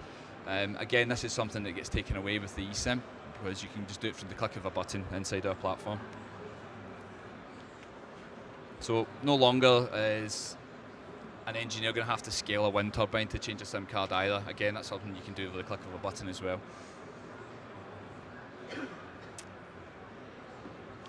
So other things that we can do outside of the eSIM management, we can provide in-depth so I'm skipping ahead. We can do automation, which is low-touch management of smart meters and lifecycle paths and connectivity for profile swapping. Automation engine can be customized to your needs. So if you want your eSIM profiles to be changed once you see them arrive in a certain territory, you can automate that. You can also automate your tariff changes. You can automate the entire life cycle of your device. Analytics and statistics, we can provide deep connectivity insights into what your devices are doing across your entire fleet. We can provide, we can drill it all the way down to a single device, so you can actually see what a device was doing at a specific time, which IP address it was talking to, and what type of data it was doing. Standard compliance, so we are already integrated with some of the biggest players in the eSIM market, all the big security players, as well as all our network operators across the globe. We can provide connectivity at the most far-flung corners of the world, and along with that we can provide the eSIM and the Pelion platform for that as well. All the functionality inside our platform is driven by an API, so you can actually pull little bits of functions out of the platform and put that into your own system if you require. So if you want your administration team to be able to log in and activate SIMs, you can pull that straight out of the platform. You don't need to push our brand onto your customers or your staff even.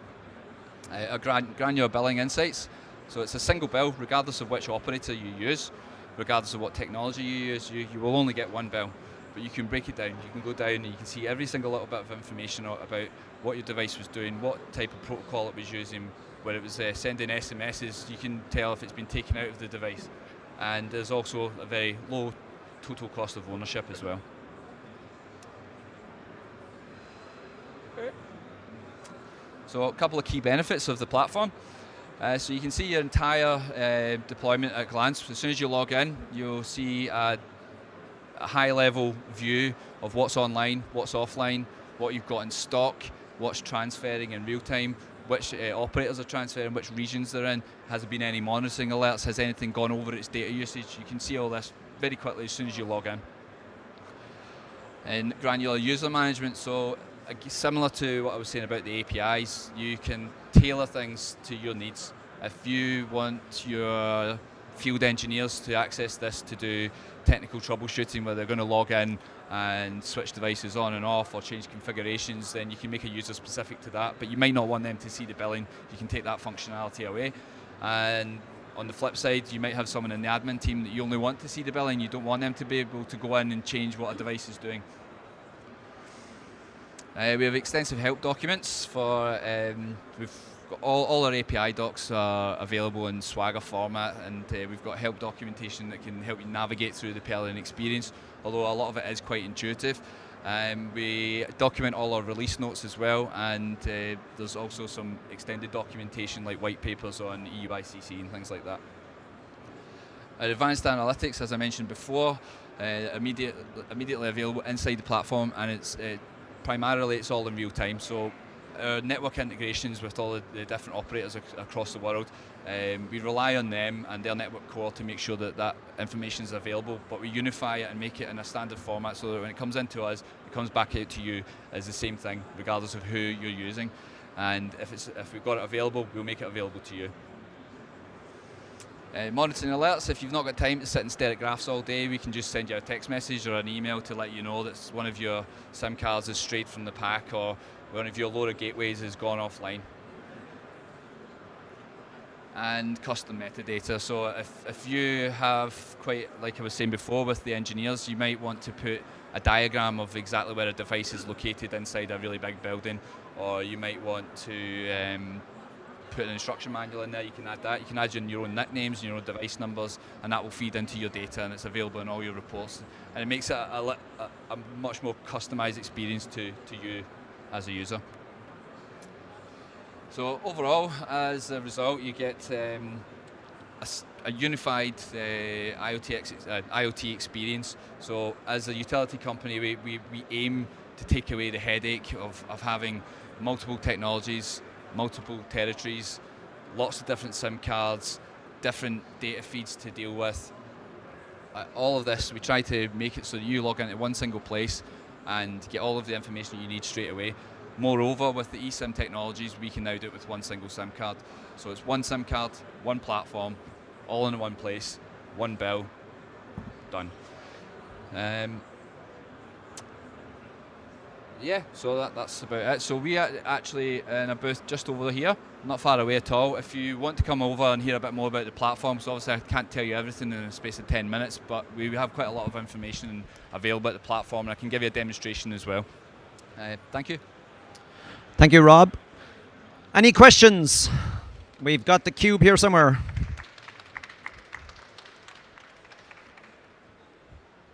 Any questions? Okay, I've got one.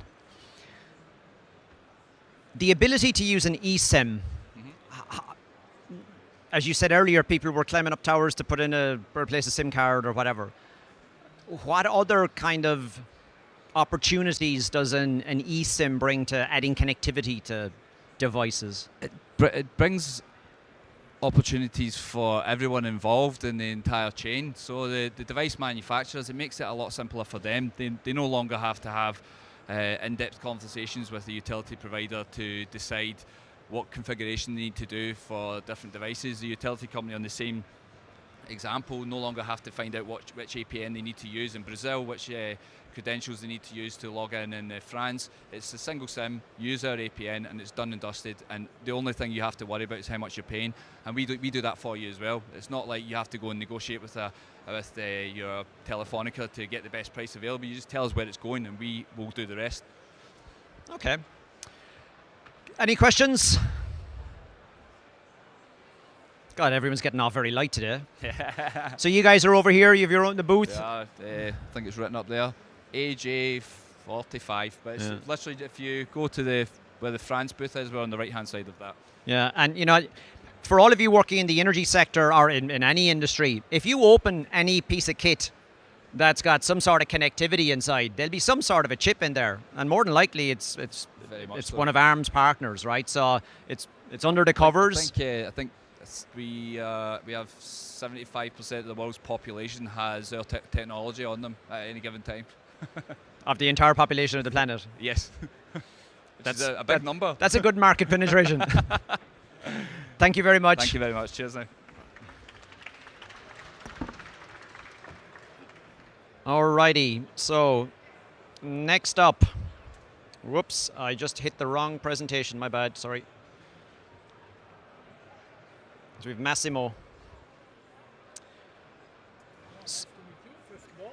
Hi there. I'll give you the microphone.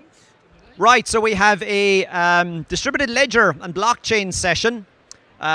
We have Massimo Bertuccini. All yours, sir. Thank you. Could you hear me? Could you hear me? Okay, thank you. Good afternoon to everybody. My name is Massimo Bertoncini. I'm the coordinator of the European research projects called eDream. I will be giving you a quick presentation on the solution which we are going to utilize for enabling demand response and flexibility local decentralized marketplace. I'm actually the director of a research and innovation project on smart energy grids on behalf of Engineering Informatica, which is the largest totally private big company providing ICT service and technology provider in Italy. Just to start with a very quick overview of the projects. This is the project identity card. So we started with the project on January of this year. We are a compact consortium which includes 10 partners with country coverage from Italy, Greece, Romania, Spain, and UK, which include a number of technology providers, but even utilities, in particular distribution system operators and aggregators. You could see even, for instance, Key with the UK big aggregators. And let's go, because I have only 10 minutes left, so I need to be very quick on that respect. I'm going to present, to illustrate you, the main concept of scope for Daydream, where we are going just to develop a novel blockchain-based demand response decentralized ecosystem. The main concept for this project is just to provide a near real-time, scalable, and trusted blockchain-enabled technology and business framework and ecosystem, which is aimed to detect, exploit, and optimize prosumer-level and aggregated flexibility provisioning to distribution system operators and other energy stakeholders. With respect to the scope, the central arguments, the central motivation for this project is actually to investigate how, to what extent, distributed ledger technologies could make sense, could be utilized, could be leveraged along a variety of interesting use cases along energy value chain, in particular by power network operators and even by aggregators or commercial energy stakeholders. So in our investigation, what we are going to provide is just to achieve an optimized demand response within a progressively decentralized energy system. So for us, our vision would be just to deal with decentralized energy systems, so local energy system as much as possible decentralized while keeping anyway a continuity of interaction with the main grid operators, in which distributed ledger technologies have been utilized at two different levels. First level would be to utilize DLT blockchain for enabling secure data handling and sharing. This is one key topic for the energy ecosystem. So who is willing to take this data, how this data coming from consumer for prosumer could be taken by DSO, TSO, neutral third party. So this is our first part of investigation, to demonstrate that DLT and blockchain could be intelligently utilized just to deal with this interesting challenge, which is becoming more and more an hot topics for the utilities. Second level would be to add on the top of the same infrastructure even the utilization of smart contracts for expressing the prosumer preference and enabling a really P2P local energy and above all flexibility marketplace. So this is the second level through which we are going to investigate the DLT and blockchain. In particular, these are a number of major benefits which, talking with our customers, again, either power network operators and even commercial aggregator, we are expecting to achieve. In particular, the major advantage will be just to bring prosumer or consumer really center stage, so to give in their hands increased level of democratization, allowing us to directly participate to the demand response to local flexibility marketplace. One of the major bottlenecks today is that nobody at home is willing just to be involved in demand response ecosystem, because we are willing to take care of our daily activities which are not part of the demand response. So in order to increase awareness, in order to bring consumer really center stage, this is something whereas smart contracts and blockchain could be able, according to our utilities partners just to bring added value. And secondly, even based on the first topic, to achieve fair energy prices, because in that respect you could have even a transparency along the marketplace, synchronized data sharing and access between all the parties, so all the participants will be able to know exactly in the same time all the data about energy transaction. This is expected to bring clear advantage for fairer energy prices for the customers, increased participation to demand response, and this is one thing which normally is underestimated.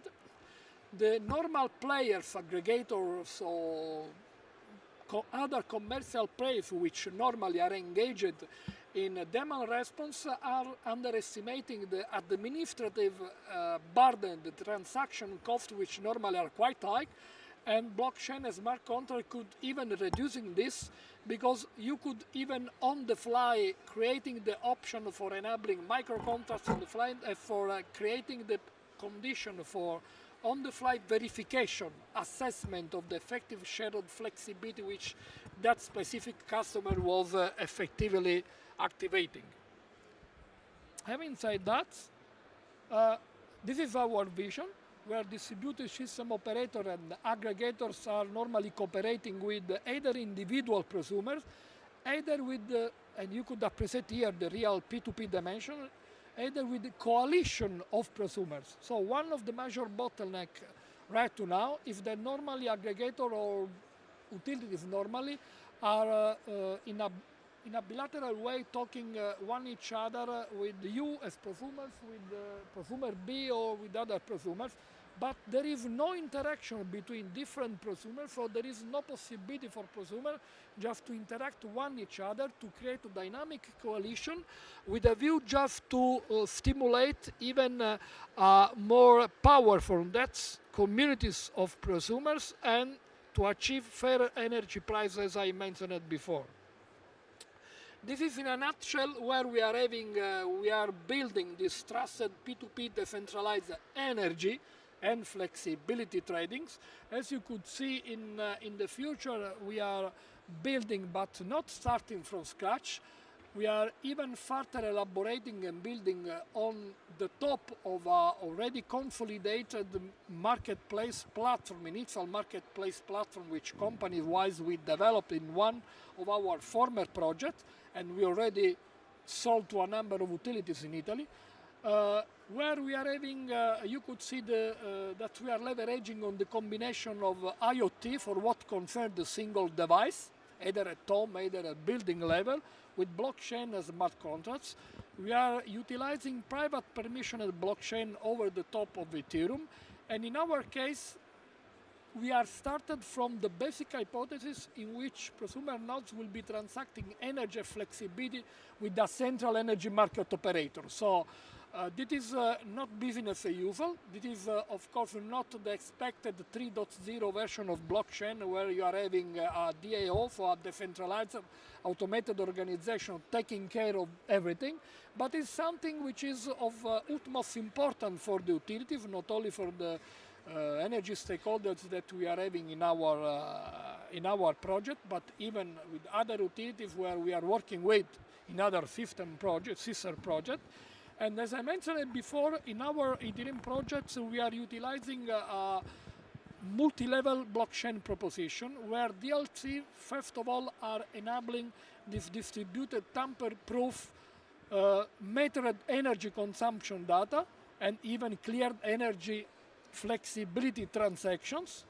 And on different higher level, you are even, you could see that we are utilizing even the combination of DLT and smart contract for expressing consumer preferences for coming up together with a full decentralized and automated convergence of the energy transaction. So these are two different levels on the same platform, and the same platform is utilized in a way that there is currently a local decentralized market operator, and either you could see even in the bottom point, we are even giving the opportunity for implementing either a centralized, either a full decentralized P2P market models.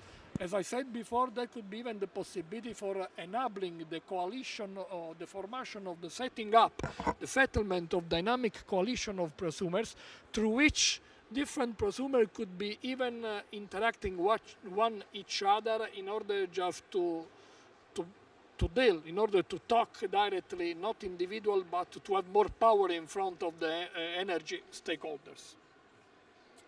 And what is even important from my side, in the platform which we are developing right now, we have been, how to say, creating an adaptable platform. So it is not only a platform for which is going to support only one use case, but our platform is going to support a variety of use cases, as you could see in this slide.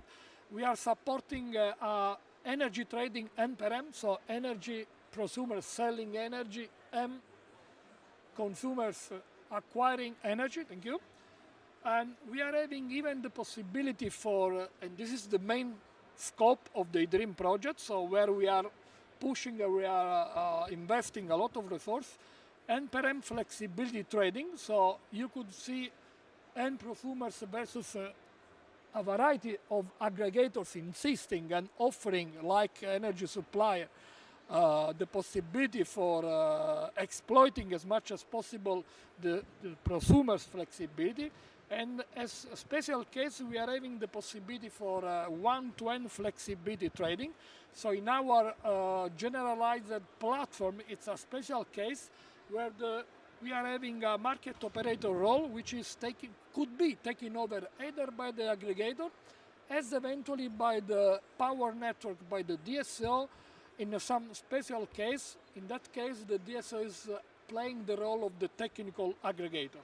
And currently, we're about to start a real validation, actually in place in this month, from two different pilot cases. One is for real-life microgrids in Italy, and another one for aggregators in the UK, where we are investigating the provisioning of flexibility services, in particular, for instance, the balancing service to the grid operator in Italy and even in UK. Very few notes, very few words on the technical implementation for prosumer node architecture. You could see a number of technicalities here.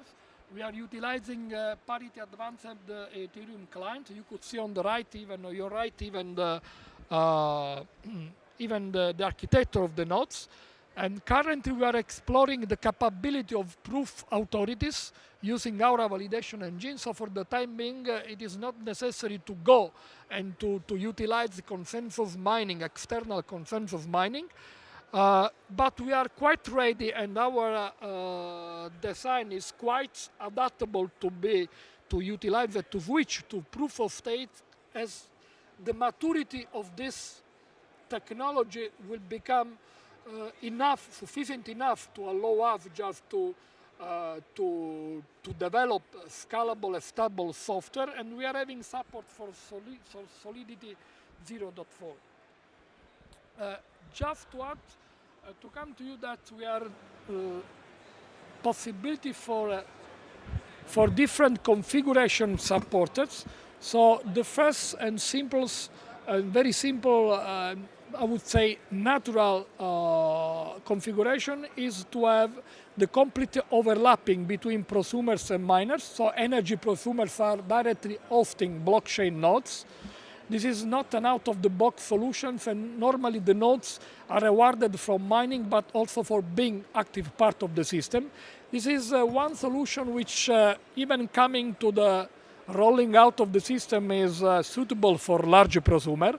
But we are even implementing even a different configuration, like to have a third-party external miners node, which is most suitable for a smaller customer of this solution. So for small prosumers, it's much better.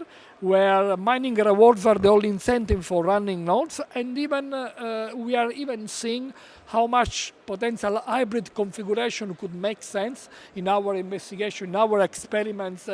We are expecting even to get even relevant feedback from the tree configuration, from the mapping between the configuration and the potential customer, which are really relevant for going directly to the commercialization. Just very few notes on the smart meter and IoT integration with the blockchain. You could see the basic Arduino, not invasive, low cost bus.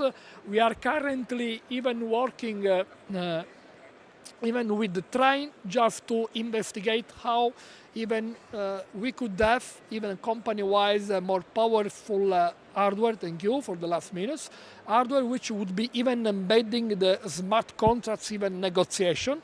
So most probably this configuration is about to be changed in favor of more powerful client configuration. And this is my last slide, just to conclude.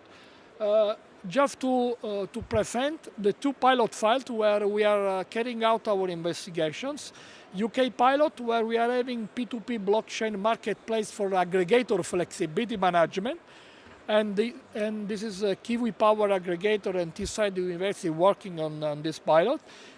And we are having even the Italian pilots for the P2P blockchain for microgrid control. You could see a number of topics which we are evaluating. The second, the Italian pilot, is actually hosted in Terni. Together with engineering, we are having ASM Terni, which is the local DSO acting in the Terni Italian cities. So they are bringing even they are making available their microgrid assets in order and a number of prosumers in order just to investigate, to deploy, to validate even our solutions. And even there is even this Emotion small electric vehicle fleet manager, which is going to increase the level of complexity. So the flexibility extrapolation and the local marketplace for prosumer participation will be incorporating both stationary assets as made available by DSO and even movable assets like EV, cars bringing their flexibility with respect to charging, with respect to the smart charging, in order just to create a different configuration and to understand to what extent even the combination of stationary versus movable assets could be even improving the situation or could be even bringing more liquidity to the marketplace. And for the time being, I think that I conclude. If there are questions, I'm happy just to contribute and to answer to your question. Thank you for the time being. Thank you very much.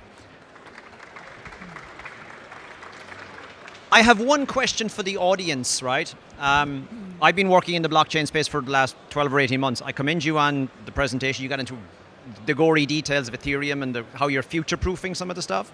And you also called out the hardware requirements in terms of there's software to run somewhere. So many people don't, so good. But a quick question. How many of you here know what a smart contract is? Hands up. Okay. Okay, let's try to be... So in 30 seconds or less, what's a smart contract? In 30 seconds, a smart contract is a piece of software which is automatically run or executed in a client-level modes by utilizing a specific low-cost and not invasive hardware device. Even starting with this Arduino motherboard or Arduino device, there could be having the intelligence for executing a smart piece of code, which finds a very nice application in particular in trying to in trying to capture either explicitly, either implicitly, the consumer preference. So, for instance, what would be the range of flexibility would be offered? What would be my expectation, for instance, in terms of heat requirements in my house, bringing constraint to the preference for what kind of, how much flexibility in a given moment I could be offering to the energy grids. So this preference are embedded, are set up within these smart contracts, and the smart contracts are executed in each node of the blockchain in order to come up with a consensus on how much flexibility could be sold or could be negotiated with other neighbor nodes. Thank you for that. No, thank you very much. Because one of the things that I've come across in the last couple of years would be people say, oh, smart contracts and peer-to-peer and whatever. Well, I'll then ask a utility, what smart meter have you got?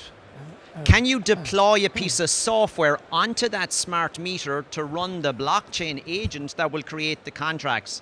And they go, no, we can't do that with our smart meters. This is something where corporate-wise we are working in, because we are combining our software expertise, but we are having even agreement with the hardware manufacturers, and what we are creating is it would be an interoperable stacks. Yep. Where you could virtualize even the access to the smart meter from one side, okay, and even to embed wherever possible, even the capability of offering the capability for running even the smart contract over this ecosystem, which is not anymore smart meter, but is something which is more powerful, you know? I agree. It's just, as I say, there's a hardware component to all this. There's hardware component, but even there are a huge softwareization, we could call, on that respect. I agree. Where we're working. Perfect. Thank you. Thank you very much. Thank you. Thank you.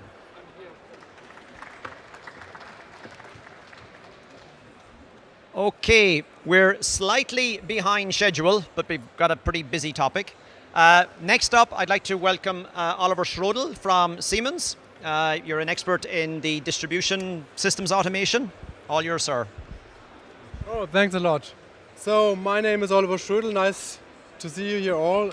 My provocative article is here about preventing big data by automated local decision making. That is something which is a little bit strange. But it is a provocative thesis, and I like to show you some insights why I come to these kind of points, of these kind of important insights. Because looking about intelligent distribution grids and about distribution grid automation in the top 5 cities with the best SAIDI and SAIVI in average, then we have, from a global world perspective, quite interesting insights. And that is a study which comes not from me, it comes from KEMA, from a report of 2014. And it shows you immediately that the best in class seems to be the Asian colleagues. So that have some outage times like Singapore of 7.4 seconds in a year. So an outage with 74 seconds, so an outage which is minor 1 minute in a year, which is tremendous, for example. If you go to the next cities like Hong Kong, Tokyo, whatever, then you see outage times about 2.3 minutes or 5 minutes. And even Osaka, and then you come here a little bit to the European Union, for example, it's Frankfurt 79 and all the other cities. And then if you go further to the west, then you see even very bad situation like in San Francisco, we have outage times, durations in a year about 150 minutes in average. That is quite fascinating. But if you look to these kind of things, then you see, okay, what is the benefit? Why these kind of Asian colleagues are so good in distribution grid and others not? And that's quite simple because there's a business model behind. The business model behind is that what these kind of cities like Singapore are offering are perfect infrastructures. Perfect infrastructure for banks, for every big company, whatever. So that is about the reason. They deliver secure infrastructure. And also Hong Kong, Tokyo and all the other big cities like Frankfurt, where the capitals of the German banks are. So that is the reason why these kind of infrastructures are so reliable. But looking also to the cost perspective, then we come to another point, that this kind of topic of reliability in distribution grid has also some economical benefit. So because these kind of high-level grids are also good to maintain, what is also quite important. So that are huge investments in the beginning, but for the total operation, they are even less. And that is also quite interesting. That means that good automated grids will not cost more than bad automated grids. Even different that you see here like Singapore. It's here in the green one, that looks quite good, honestly. So that means what we see here in this chart is that we see here the grid charge per kilowatt hour for the distribution grid company, which starts here for 5 cents up to 3.4 cents, for example. And here with a SIDE. And you see here with a SIDE of below 1 minute, they have only a grid charge of 1.5 cents in a kilowatt hour, which is perfect, honestly. For a very, very reliable, high automated grid, perfect. If you look like London, with a poor statistic, for example, you see here even these kind of poor statistics with 50-minute outage, you have double price. So that means that automation makes sense somehow, because you see highly automated grids are even better than low automated grids, and the costs are even better. So that is a quite clear statement from the perspective of the business case. But look to the different levels of automation. And the first topic of if you do distribution automation or do the automation in common, then you start first of all always with the same topics. So we have here a typical monitoring and analysis issue. So first of all, you install short circuit indicators, some indicators which gives you the insight where it's a fault or even not, some measurement devices. So some ideas to get an first insights of the grid, but only monitoring. So you have to know, okay, where you have to go with your field crew. That is the first step, for example. And also measurement to see a little bit about the loads. Are the load scenarios in shape? Are the same as you estimated up front? And also later on you can do also grid analytics and asset monitoring based on these data. And also that is also what I come here. These data are normally also used now for these kind of cloud-based approaches about big data. Put every data which you got to the cloud and then you will get some insights of your assets. That is also not new, honestly, because condition monitoring systems are long on the market, maybe not in this arena, but they're always there. But honestly, if you put all these data to the cloud, the system average will not improve. Then you may know about your weak assets. Maybe you can extend your strategy how you can remove these kind of weak assets. But in the first level, you will not be improved at all. So what is needed, honestly? And the need is quite simple. It's a simple, like remote control, that you can switch from remote, the secondary substation, your primary substation, that you can even clear a fault when the fault happens quite fast and soon. Or even you have also the ability to reconfigure the grid in cases of load scenarios and so on. Or even if you have regenerative and renewable infeed, that you have also the ability to, let me say, to level how they should infeed, or in future also about the e-mobility also to step down the e-chargers, whatever, to become a stable grid in future. So it's control. And if you have control like intelligent secondary substation, primary substation, all these kind of intelligent things, then I come with the next level, with a third level of intelligence. And this intelligence is the automation on top. So even up to now, everything was done manually by the control center guy. They have a switching list and then they have to execute the switching list. But the operator in the control center does not wait on some faults, on some errors. He has a normal business to do, for example. So it makes stress, for example, and it's not his main task. But it means that these kind of simple switching schemes can be done by automation, by intelligent application with local automation functionality, for example, like self-healing, voltage regulation, load balancing, automatic transfer schemes that are applications which can run autonomously and even also on different levels. And now let's come to the different levels again. Because yes, first of all, I need some sensors in the grid. Because without sensors and actors, I can't do nothing, honestly. The grid is not intelligent at all, and I can do also nothing. So what is needed, first of all, to bring a certain intelligence to the grid at all. So that means to install some secondary substations which are maybe remote controlled and a little bit intelligent with fault indicators.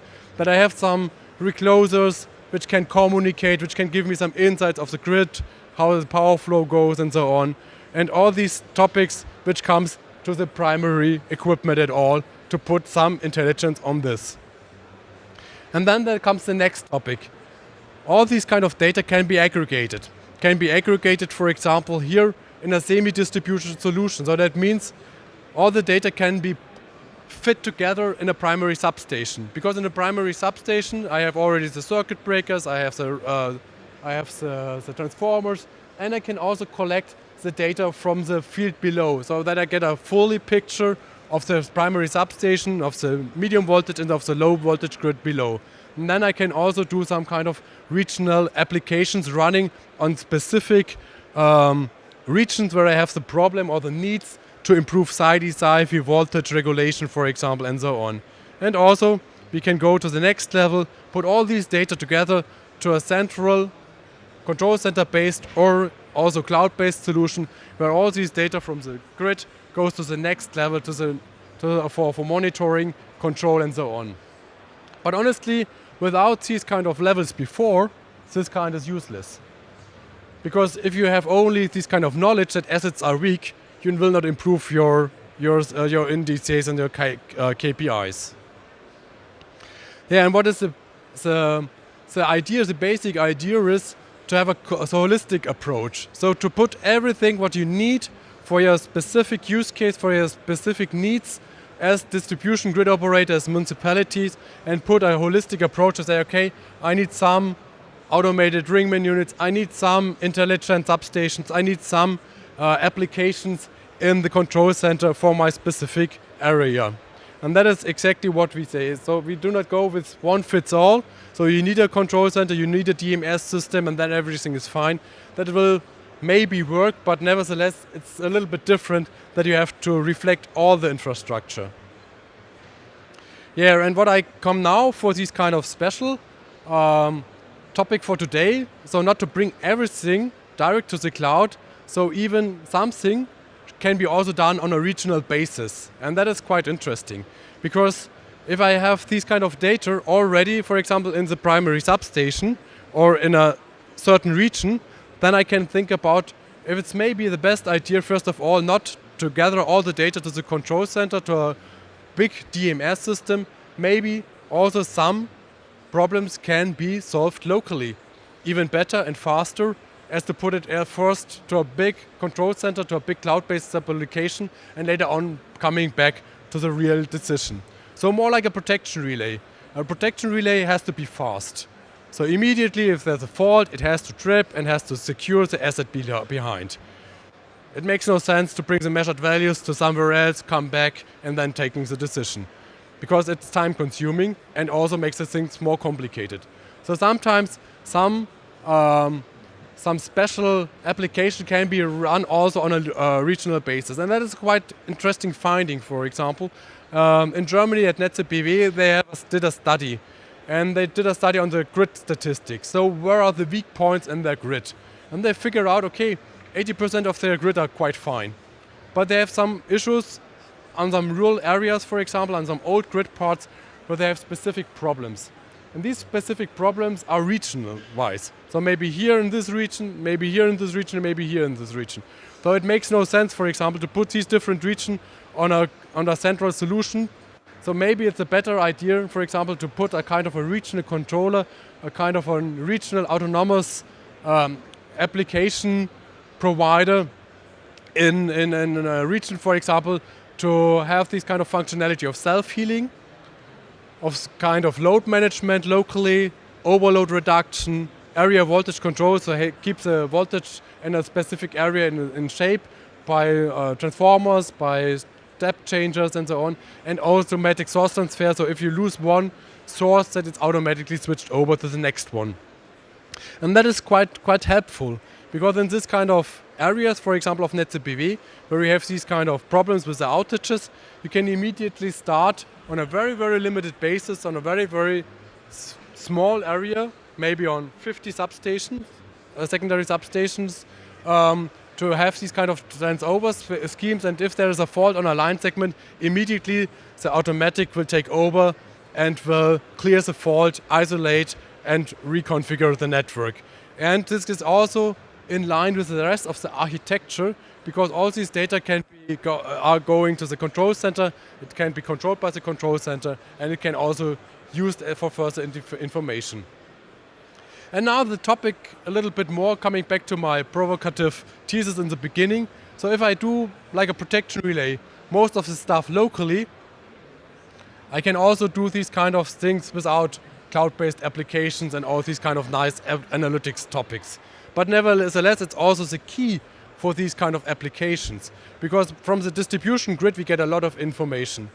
Very, very lot. And each of these kind of small devices, for example, of these kind of small RTUs in a one ringman unit, controlling one cable feeder, for example, even one short circuit indicators can also send you more than 340 or 50 indications and measurements in different ways, for example, which are normally not used because you need only some of these. But these data can be collected, for example, here in this kind of regional controller and can be sent via a separate gateway, for example, to cloud-based services. Because honestly, on this level, we don't have any interest on these data. We have also not the capacity to store these data there. But later on, these data can be very, very valuable for grid simulation, for grid planning, for grid control, asset management, and some future application which we don't know up to now. So that is the basic idea, that these kind of data are not lost at all. This data goes to the next level and can be later on used in the company from everybody who's like, and can put his application on top. So what is the basic idea behind? So why we come back and say, okay, these kind of cloud-based solutions are a good supporter and a good helping hand, but at least to improve these kind of teasers in the beginning, to come down to SAIDI and SAIFI below 1 minute, it will not help at all. That's fact. Because from cloud-based service, you're not able to switch primary substation, it's not able to switch recloser controllers, it's not able to switch secondary substations. So there must be something between. And these something between, for example, can be this kind of regional controller or a DMS system. But honestly, when you have these kind of installation with intelligent ringman units, we did some studies also on this, that it's quite impressive. Because what is the alternative? Instead of having these kind of intelligent ringman units, instead of these kind of communication infrastructure, you have to improve your grid by copper, more lines, more redundancy in hardware. And honestly, that is exactly what it comes out here. These kind of electronical devices and these kind of intelligent costs you only 25% of the rest of the grid. Now that means that, yes, it makes sense to make your grid more efficient by more intelligence to the grid and use these kind of infrastructure more efficient. Then we have all of these kind of studies to show also that the reduction of the outage time goes over 4 times less. So that's also important. For example, if you do it, for example, manually, then you have fault clearance times of 60, 80, 90, 120 minutes, depending on the region, depending on the country. If you do it by a control center, then you reduce it to 12, 15 minutes, for example. To do it automatically, it's below 1 minute. That is some quite interesting how these kind of figures come up. And also one important thing is you don't need to automate all and every secondary substation, all low voltage stations. That makes absolutely no sense. So only with a 15% in average automation of your grid, you can already achieve these kind of savings and these kind of findings. And these data can later on used again for cloud-based service. So it makes no sense to automate every station, bring all these stations to the grid, of the grid to the cloud. So even that information later on is limited, but it makes also sense to have a clear eye and a clear vision what you like to do later on. So that was my short presentation about showing some alternatives and also some combinations of this. And thanks for participation. So open for question. So let's start. Any questions? They're a very quiet audience all day. Yeah. I'm impressive, yes. I had the opportunity earlier, 2 days ago, or Tuesday, on the Siemens booth, and it was explained to me about the Internet of Energy and how you were separating out the SCADA, if you like, the control systems. Yes. And then everything that you're doing here. Many in the utilities, or let's say the paradigm years ago, certainly for transmission and the high end of the distribution grid, was that, well, we need to control everything and I need to see everything before anyone does anything. Is there a cultural change within the utility industry in that I'm going to give automation, I'm going to let things control themselves? Is that just happening, or is that a hard thing to do? I think it's based on the problem. So if it's based always on the problem. If they have some special areas where they have outages, for example, and they can get rid of these outages, then it's fine to do this. That is also our approach where you have specific regions where you have weak infrastructure. Yep. That is quite clear, to start in with automation. You can later on combine all these applications, the big DMS system or whatever. That is something which comes later on. But first of all, it's quite good because the basic idea is not to penetrate the control center guy at all with these kind of problems. So if you don't have a problem, he's also fine. That is exactly the paradigm. Yes, exactly. If this kind of system makes more problem, he will not choose. He's not a happy camper. Exactly. Any questions, guys? Folks, ladies, gentlemen? No, I think you're good. Oh, no, thanks a lot. So Thank it you was very full. much. Thanks a lot. Thank you.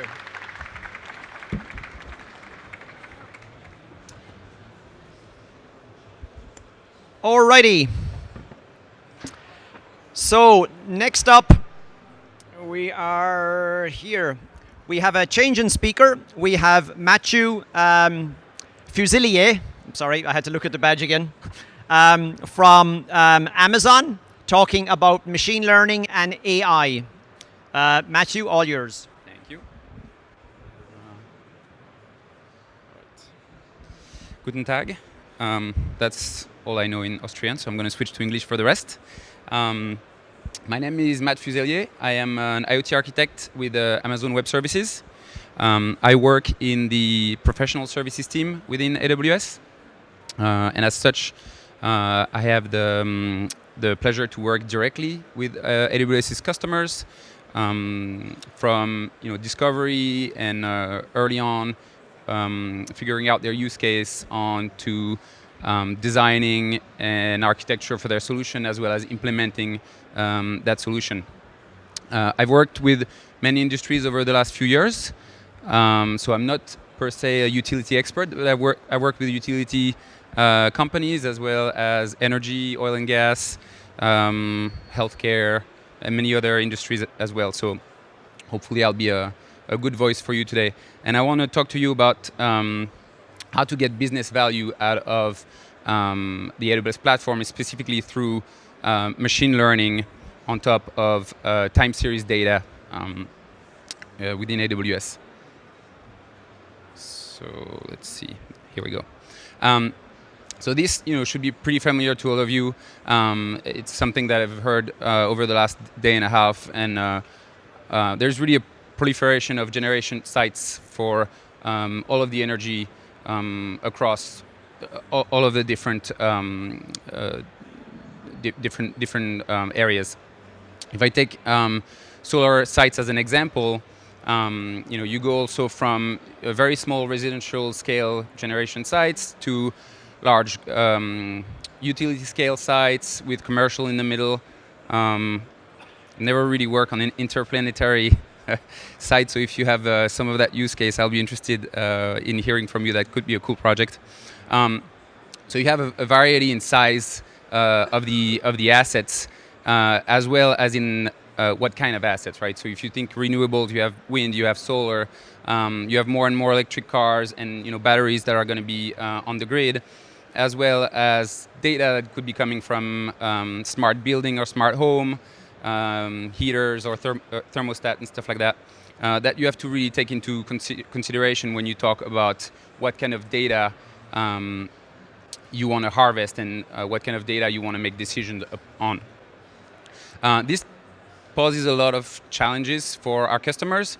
Those assets can be geographically distributed. Some of them might have unreliable connectivity.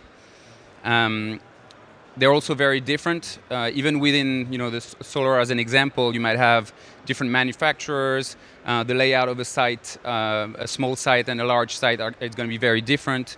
The way you connect to the equipment and you gather that data is going to be different. You might have different communication protocols depending on if your site is in North America versus Europe. And all of that creates a really heterogeneous fleet for our customers. So the first challenge is really to figure out a way to get that data in a single place where you can actually start running analytics and machine learning on top of it and really get the value that you want out of your data. So how do we help our customer get that value out of the data? Data acquisition is the first part.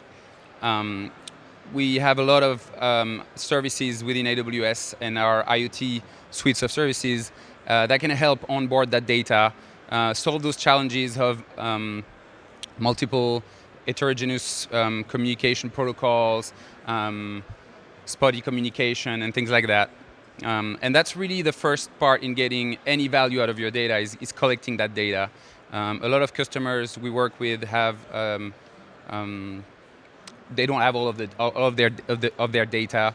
They might have some historical data for some sites, not for others. So that's really the first challenge, where we help our customer get that data. So even just by connecting the data, you still already had a little bit of value. Just transparency and visibility. A lot of our customers lack visibility in certain assets or certain area of their business. So just getting that raw data into their platforms is already an added value. You can also trigger some simple alerts or notification based on simple thresholds or things like that. And you're already getting a little bit added value. But that's not really where the biggest value is at. It comes on that second phase where we start deriving insights from that data. Really, we start applying machine learning models or statistical models onto the data to get insights on detecting an anomaly or cause and effects and things like that. And with that, you start really seeing a lot more value out of your data, but it's still kind of like a fairly manual process.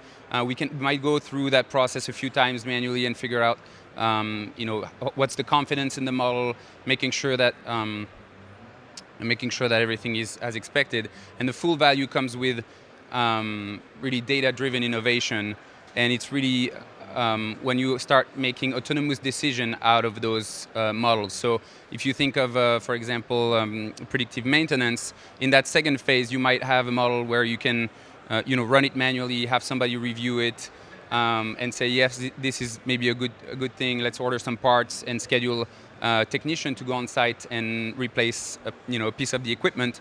On that third phase, all of this will be fully autonomous without any human involvement. If you have enough confidence in your model, you can automate the part order and the dispatch of the technician automatically, and that's really where you're getting the most value out of your data. And we see a lot of our customers going through those phases over time. Now, in order to get the most value out of machine learning, you need to have strong foundations. And the foundation for machine learning is your analytics and data analytics and data pipeline. In order to have that value over the long term, you can start playing with machine learning without that foundation, but we see it's very hard to be successful if you don't have that in the long run. So what does that foundation look like? That's what we usually call a data lake. Some of you might already be familiar with it, but it's a common place where you can store all of your data, raw and pre-processed or processed data. You make it available to everybody in your organization, and you make it available in a flexible manner, from relational database, NoSQL database, structured or unstructured data, so that anybody in your organization has access to the data, can process it from their point of view, from their business perspective, enrich it, clean it, do everything they want, put it back in the data lake so it's available for other business units and other users to enjoy as well. And that's really how you get to use machine learning at scale within an organization. So it's really important, from the acquisition of the data, the storage, and then the flexibility of how you serve that data. I have a little bit of a focus on time series data on that presentation, so I want to call out one of our services, AWS IoT Analytics, which is a time series optimized service within AWS. It's fully managed. You don't have to really do anything to maintain it. You just feed it data, Even though it has IoT in its name, it doesn't have to be IoT data. You can feed it any kind of time series data you want. And it will store for you the raw data. It will let you configure a pipeline, kind of a workflow of what you want to do with that raw data, and be able to run on a schedule, let you define that schedule, and output a data set of that processed data. And one cool thing is that because it stores the raw data as well, if down the line you realize that you want to change your workflow, change your pipeline, you can easily do that and run it on historical data from last week, last month, and get that data as well. So this is really important, and getting that data out in a structured enough way for the different people in your organization that are going to consume that data is really the key to be successful in the long run. I want to share a few observations from working with our customers on their machine learning journey. One thing that we see is, try to make the best use of the time of your data scientists. Data scientists are usually, PhDs that have been going through like many years at the university, very smart people, usually expensive people. And we figure out, like, in a lot of our customers, they do spend a lot of their time cleaning up the data because it's not ready for analytics. And so that, that really highlights how important it is to get that acquisition pipeline right, so that your data shows up clean, tagged, labeled, and really ready for your data scientists to actually use that data and generate insights. Otherwise, you're kind of wasting a big chunk of their time cleaning up that data. Make sure that you're working on data that is strategic for your company. Machine learning is a big buzzword. Everybody wants to do machine learning, but look at what what is your business and where that which data and where it can have the biggest impact. Make sure that you're building something that has a real outcome, a real business outcome, instead of just building something for fun. And then really to have the really strong output, you need to embed the machine learning through the fabric of your business. So you might have the best data scientist and the best data. They can build like a great model that's going to potentially save you or make you a lot of money. But if you don't embed that into the fabric of how you run your business, so in your business apps, in your business processes, it's just going to be a shiny toy on the side, and then you're not really going to get the value out of it. So again, it might be pretty obvious, but it's kind of hard to do, and it's a big transition for a lot of the company we work with. So one of the low-hanging fruits, and it's really an easy concept to grasp, is usually predictive maintenance. It applies to a lot of different industries, and it is usually a good use case to start with, because first of all, there is usually a good amount of data within our customers on how much they spend on maintenance, parts, labor, how much money do they lose when an asset is down. And that makes it a little bit easier to formulate a good business case. It's also pretty easy to grasp. Like it's not. Everybody understands what maintenance is, replacing a part and avoiding an outage. So it tends to be a pretty low-hanging fruit and something that we get started on with our customers, and it can actually save a lot of money and bring a lot of value to our customers. I try to pick out a few examples of other things that our customers are doing. Unfortunately, some of those are not public reference, so I cannot cite which customers are doing that. And I try also to find examples that are relevant to the utility industry. And even though the use case in utility are different from the other industries, the journey of all our customers tend to be similar. And AWS can help along that journey. You can go on the website, everything is public, our pricing is public, all our services are accessible publicly on the internet. And if you want to go and get going on your own, you can absolutely do that. If it feels a little bit overwhelming and you need some help, we're also here to help. We have teams of account managers, solution architects, business development, professional services like myself, and a lot of partners, a lot of them in this room here in Vienna, that can help you. So, feel free to reach out, and we'll be really happy to help you in your journey. So that's it for me today, and I want to thank you for your time.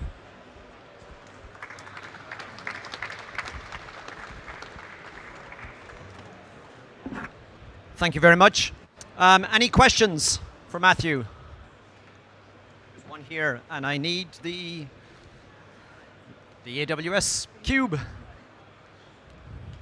Thank you very much. This is Erdem from Aks Energy, Turkey.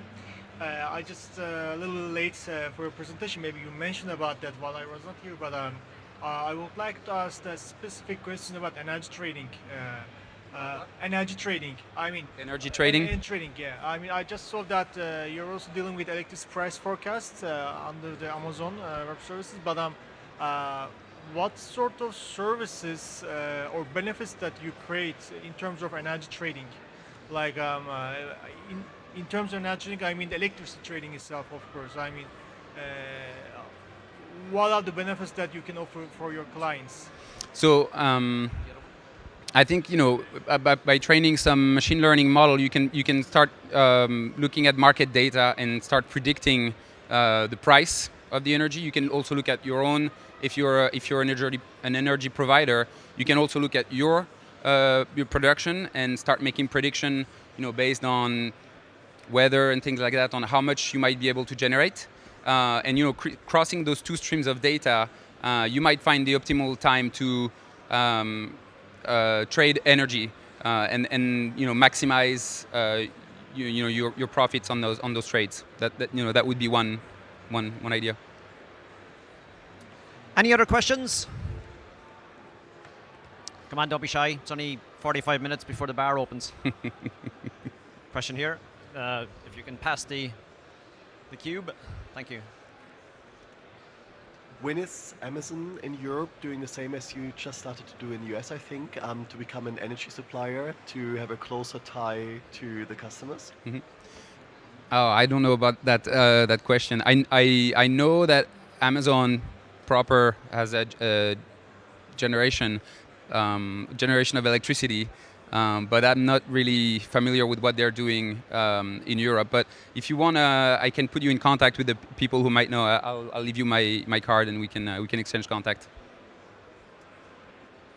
We've got 1 or 2 minutes more. Any other question? Oh, I keep doing that. I have one. Yep, go ahead. I'm sure there's an official version or an official definition, and there's many definitions. In your opinion, what's the difference between machine learning and advanced machine learning and artificial intelligence? Or does it matter? It probably does for if you go deep in there. I think there's subtleties between them. I'm not a data scientist, and I'm not an expert on defining those, but in the end, it's just it's a little bit of the same. Getting training models on top of your data, and really generating insights from that data. It's evolving, and every day there's a new development and whatever. Yeah. So it is fascinating to watch. But I think sometimes we think of artificial intelligence and we think of Skynet. Yes. Right, so there's connotations to the different terms as well. So that might be why some get more popular than others. Absolutely, yeah. and marketing is a wonderful thing. Sure. You see it around here. Yep. Okay, perfect. Thank you very much.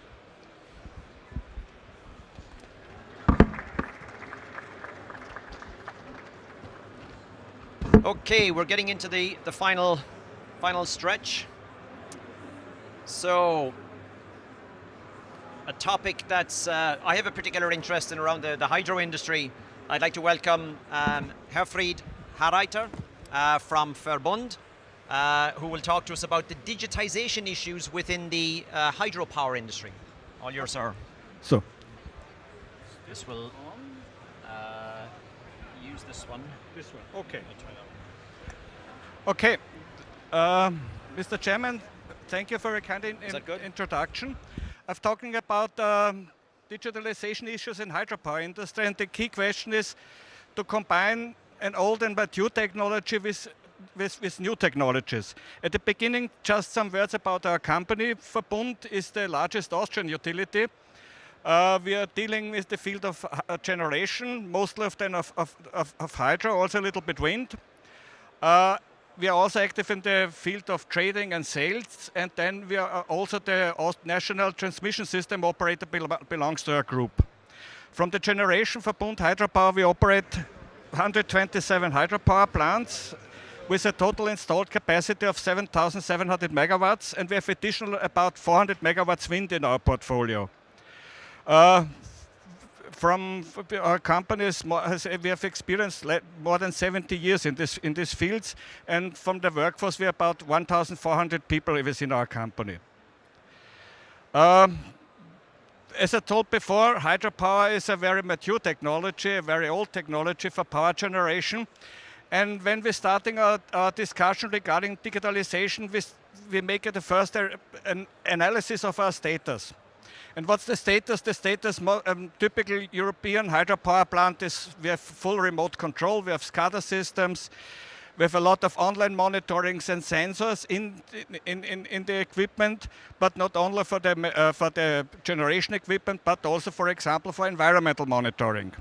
And then also we had a lot of database management systems to handle this data. So in this well-known scheme from the status, it's very clear that the present status is more industry 0.7. And so the key question for us within our company, okay, how can we go further towards industry 4.0?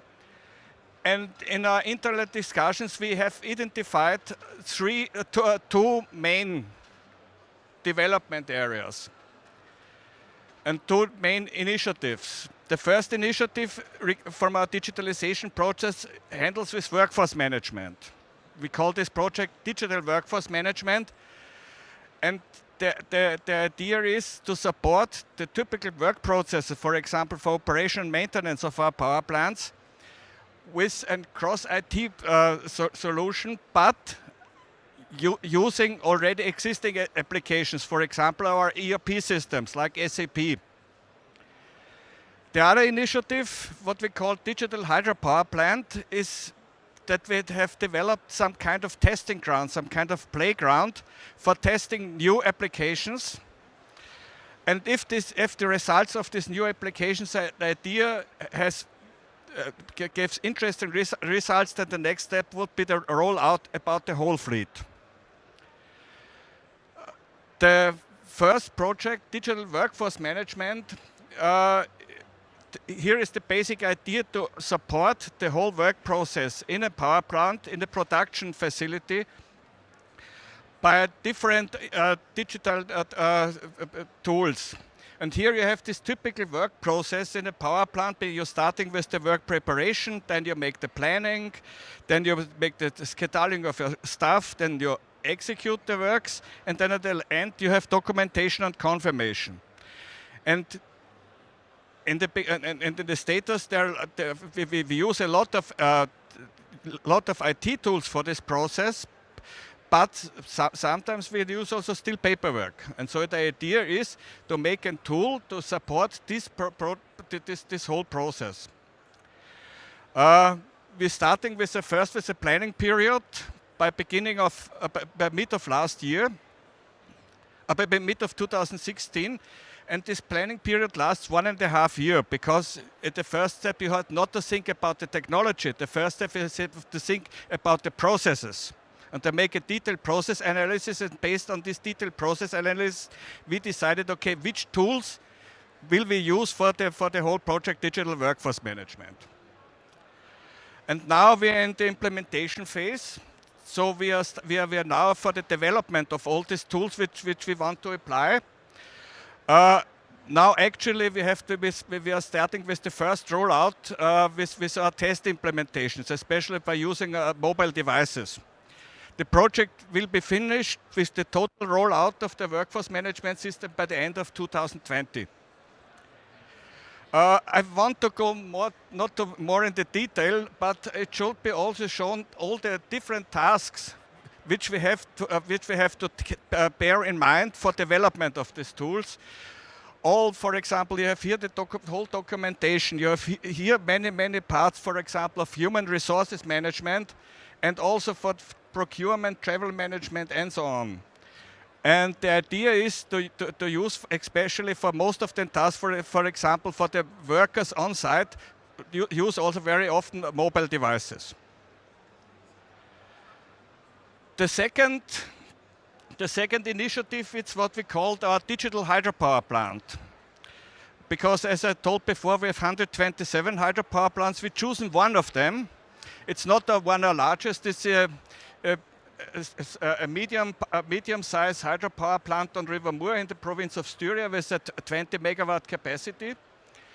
This power plant is now more than 30 years old, and we decided that we have this power plant some kind of a playground or a testing ground for different ideas. The kickoff was, we are nearly 1 year within this project. The total duration is planned for 5 years, and we have a core team within our company consisting of 10 people from all different backgrounds. There are civil engineers, electrical engineers, IT people, but we work also together with test and cooperation partners.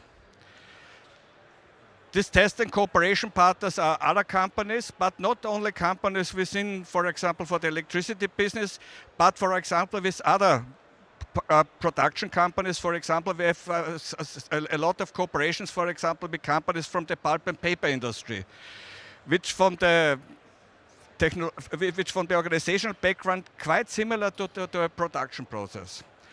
But we have also cooperations with 4 research institutions. What are the overall project objectives? The overall project objective is primarily to improve the efficiency of the energy production process. It means, on the one hand, to ensure the availability of the plant, also the safety level of the power plant at low costs. With the boundary conditions, typically, we have very old and aging facilities. For example, this power plant is more than 30 years old. So the overall target is to improve the workflow. Then, of course, the reduction of downtimes. Then a faster acquisition and supply of precise information, especially with the aim of predictive maintenance, and also to ensure the high safety level of the power plant.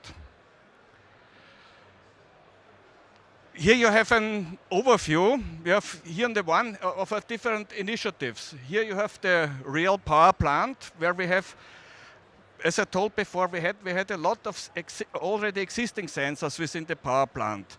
But the idea is what are needed to get additional information about the status of the power station. So we are actually dealing with the field of smart sensors.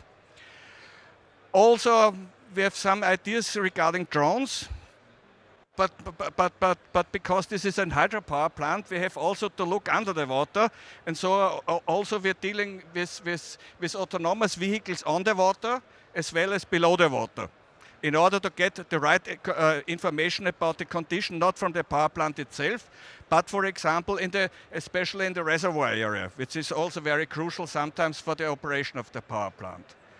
And below this, we have the digital twin of this power plant, where we feel also especially the field of data analysis, then also a 3D digitalization, then a digital twin of crucial components of the power plant, and overall this a so-called network platform.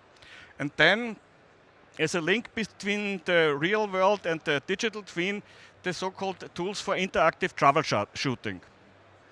And here, this project is still open for new ideas.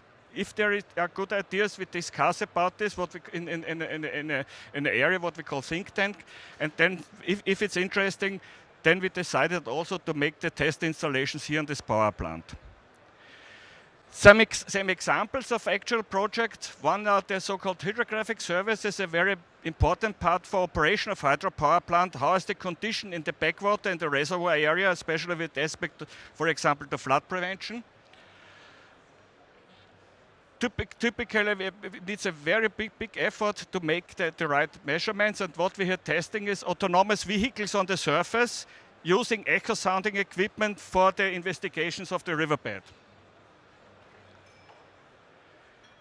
Another thing what we're testing here, we got a lot, for example, a lot of experience, for example, especially from the offshore industry, which they use autonomous underwater vehicles for a very long time.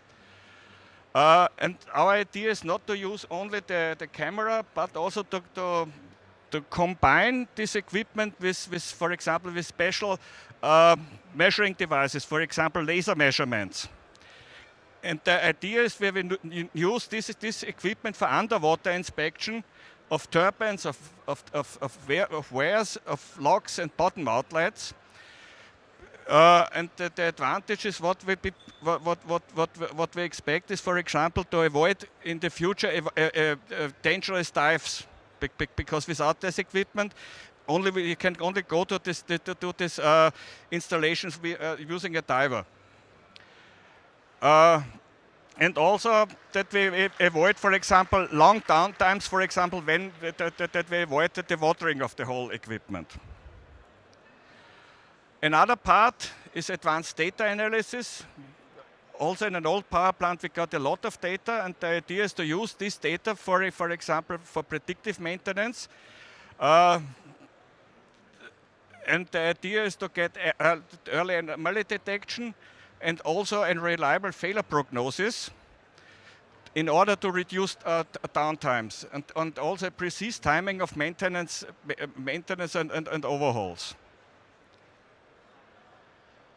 Another task is the whole thing of 3D digitalization of the whole power plant, but not only for the power plant itself, but for example also from the reservoir area, to get a more detailed insight into the conditions.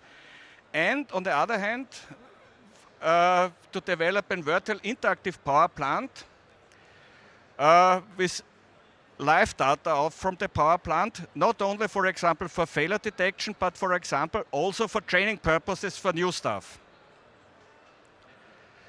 Another initiative is a so-called digital twin for special components of the power plant, and here is the most interesting aim, for example, to calculate permanently the remaining lifetime of the component.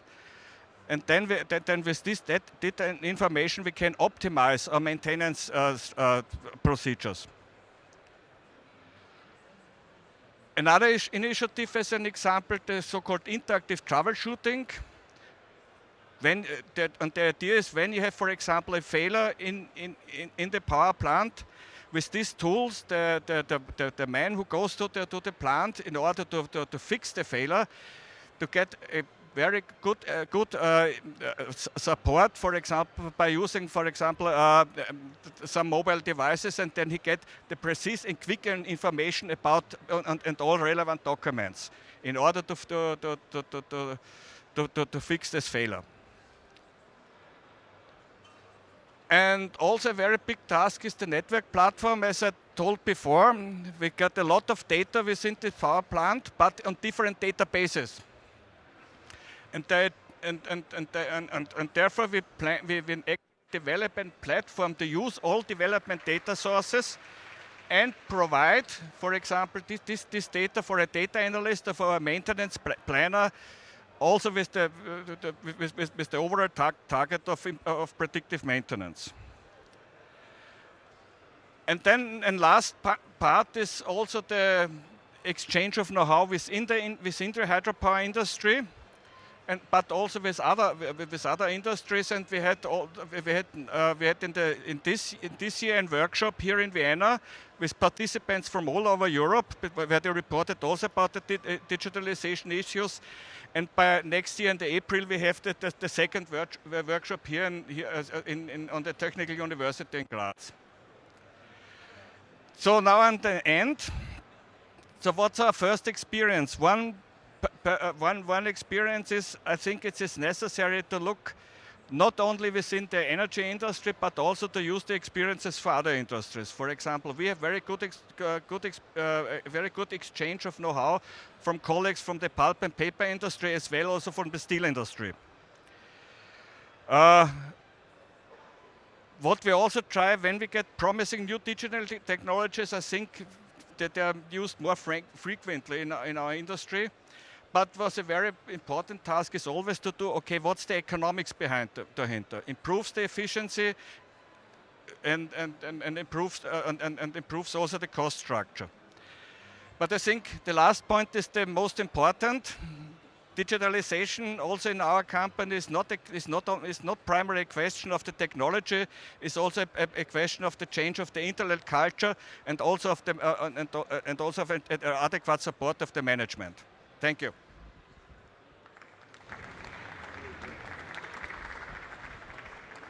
Thank you very much. You started out by saying the hydro industry has been around for a decade at least, and it's seen as, sure, that's always been there and it's just good. Always been there. So you guys are digitizing. I saw drones, I saw underwater drones, I saw augmented reality, I saw headsets, I saw the ability to see what I see and somebody phone a friend. That's a pretty ambitious set of targets you guys have. That's a lot of work. That's the reason why we make this project not all over our fleet. Therefore, we test on one facility, and then this facility say, okay, how does it work? Yep. Has it an economic benefit, improve safety, and if this fulfills our expectation, then we make the rollout.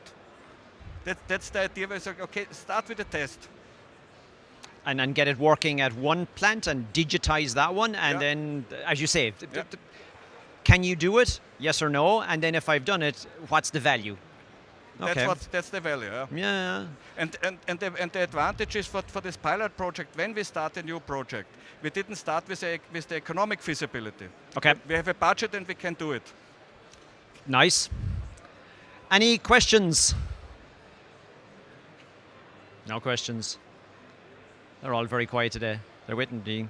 You also mentioned another thing, which I spend a lot of time looking at drones, and drones are cool, and everyone's saying about drones.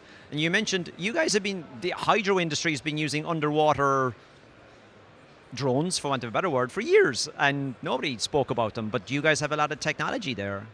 Sorry? You have a lot of expertise in sonar and this kind of stuff.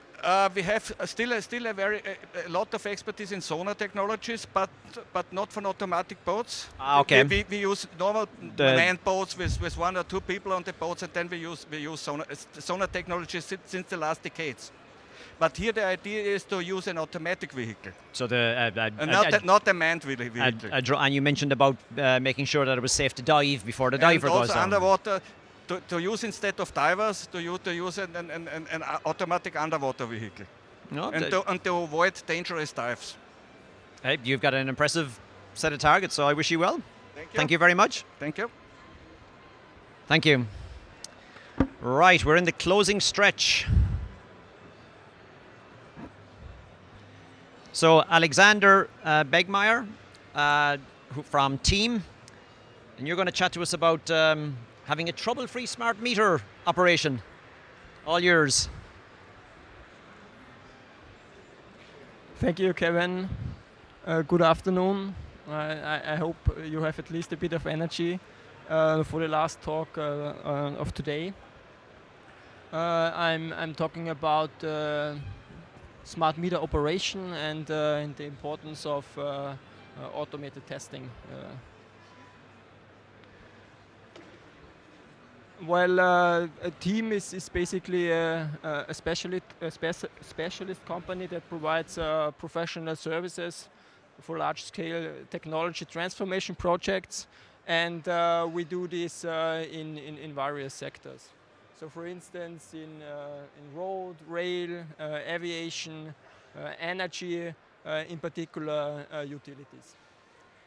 And as you might know, in Austria, several smart meter rollout projects are currently ongoing. So considering the DSOs from the west to the east, then we see that. Thank you. Then we see that there's a lot ongoing currently. Team supports Austrian DSOs, for instance, in preparing the call for tenders. This was about 2 years ago.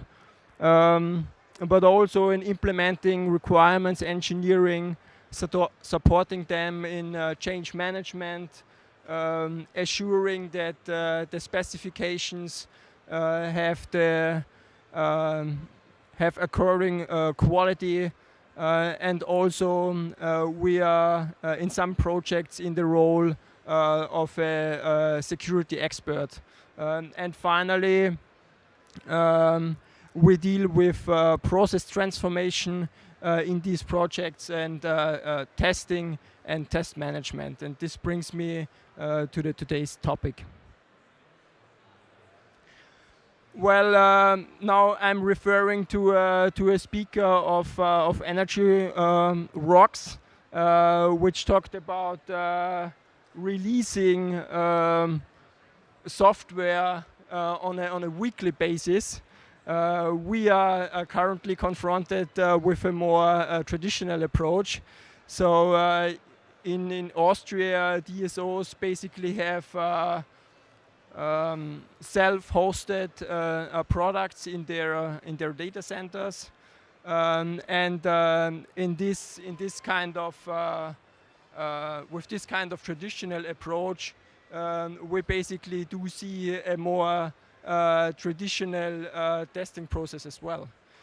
So typically the contractor actually needs to assure the quality of the release before it is deployed at the operator side, and then it runs through a couple of stages where the release is actually tested. So for instance, there is a stage which is here called development environment, where the release is actually tested in a, let's say, isolated environment as much as possible, isolated from other systems.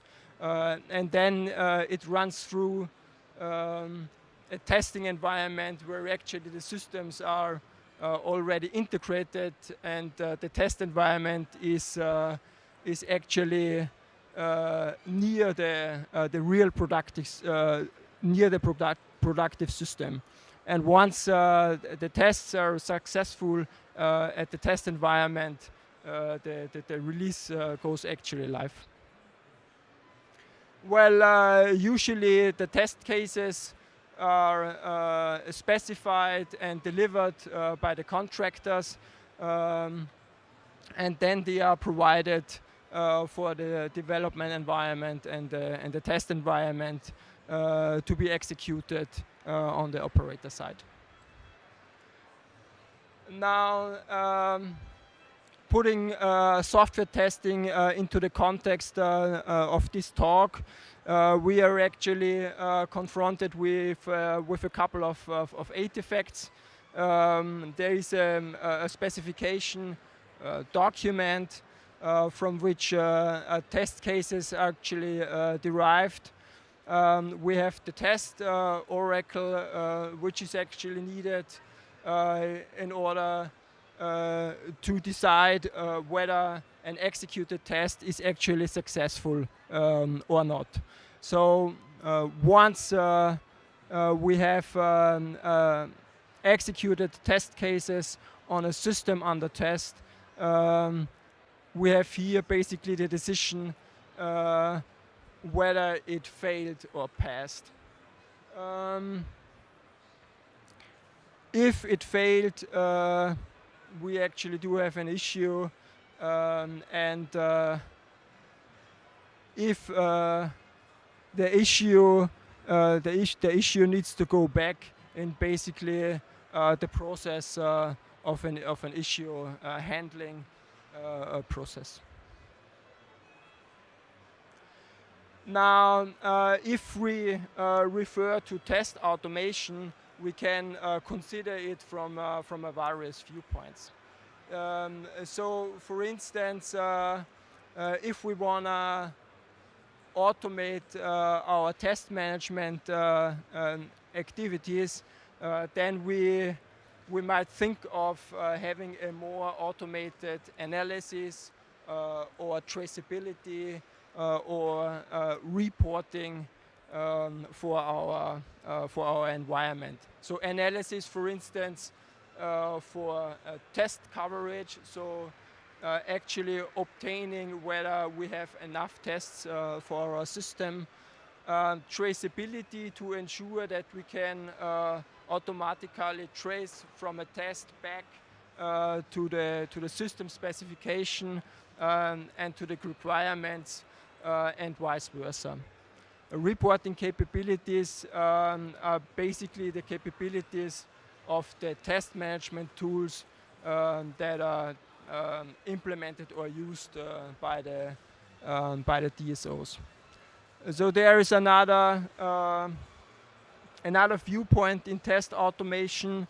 For instance, the generation of tests, where we can, for instance, derive tests from models such as sequence diagrams or use case diagrams. I'm not going into detail about the test generation because currently in our projects we do not actually see that this is used. So it would require really precise sequence diagrams and precise use case diagrams from which such tests could be automatically derived and generated. A third point would be the test execution. Test execution could actually be automated by, for instance, self-implemented scripts, dedicated frameworks or tools. I will go into detail about test execution in a couple of slides. Now, to be fair, it's not only about test automation in the sense that we would have the complete suite automated running through our testing activities, but manual testing might also be required in some circumstances. So, for instance, if the environment forces us for manual test steps, so when we consider testing for smart meters, we could have the need that the smart meter display is used as an output channel. So then we have a manual step in between, and our test case cannot be fully automated. Or we need, for instance, to press a button on the smart meter in order to finalize our test. There might be other circumstances where manual testing seems to be at least preferred over automated testing. So, for instance, if we wanna utilize the skills and intuition of our testers, then we might have what is usually called experience-based testing, and then it's actually more ad hoc and less structured as we would have it if we have a fully automated test suite. Well, let me quickly go into two practical scenarios where we try to automate on the one hand test management and on the other hand test execution. a basis for having a more automated test management would be to have or to implement a solid model in order to be able to analyze and make sure that we can build traces between our artifacts. So, for instance, we might have items like a requirement. This could be described by a use case, and the system specification could fulfill this use case or the requirement. And on the other hand, we have an item like a test case, which basically helps us to validate our system specification, the use cases or the requirements, for instance. And as you can see, it might be aligned with, for instance, a system or a software development model like the V model. So where we have on the left-hand side basically our specification activities, and on the right-hand side our validation activities. Well, this model can actually be implemented in existing tools that are available on the market, and that we also see currently to be used by the DSOs. So this could be on the one hand side typically requirements engineering tools, and on the other hand tools that cover actually the test management. The more they are integrated, the less pain we have in order to set up relationships between our artifacts. So for instance, relationships between our requirements, system specifications that we would usually create in our requirements engineering tools, and on the other hand tools dedicated to test management, where usually a test case is specified, the test cycles are actually planned, and all the test case execution and documentation is actually performed. Now, considering the automation for test execution, if we consider, for instance, a typical architecture which is currently being used in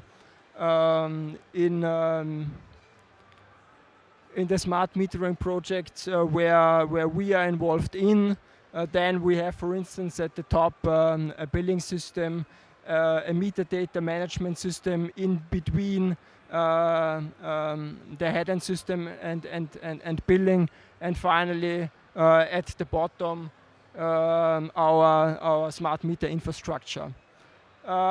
These systems can actually be tested by what is usually called API testing.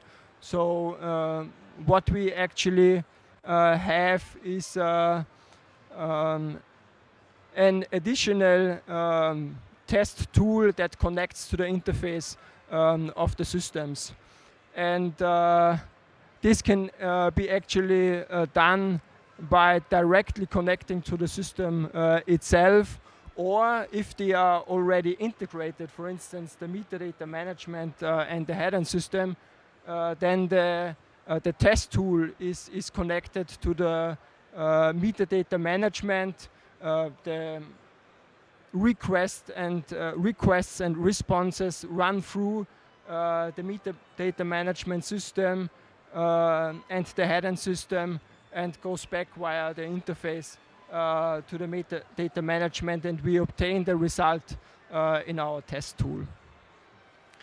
On the other hand, we might have the need to test via the GUI of our systems. So for instance, if we want to directly test, for instance, our handheld units, or if we want to directly test our smart meters via a maintenance or a service interface.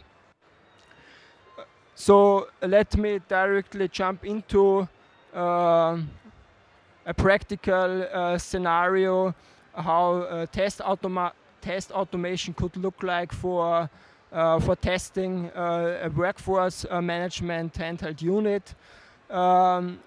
In this scenario, the automation is actually achieved by having dedicated scripts that allow us, on the one hand, to reset a smart meter.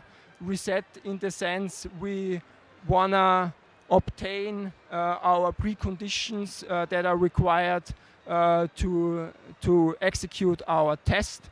So the reset script would actually be executed before a test run.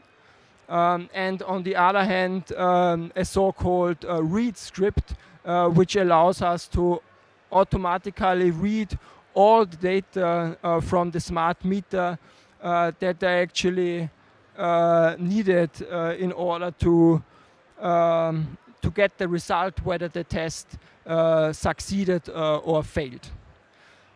With these scripts, we could at least achieve partial automation for testing of handheld units that are used to bring the smart meters into the field and are used to configure the smart meters on site.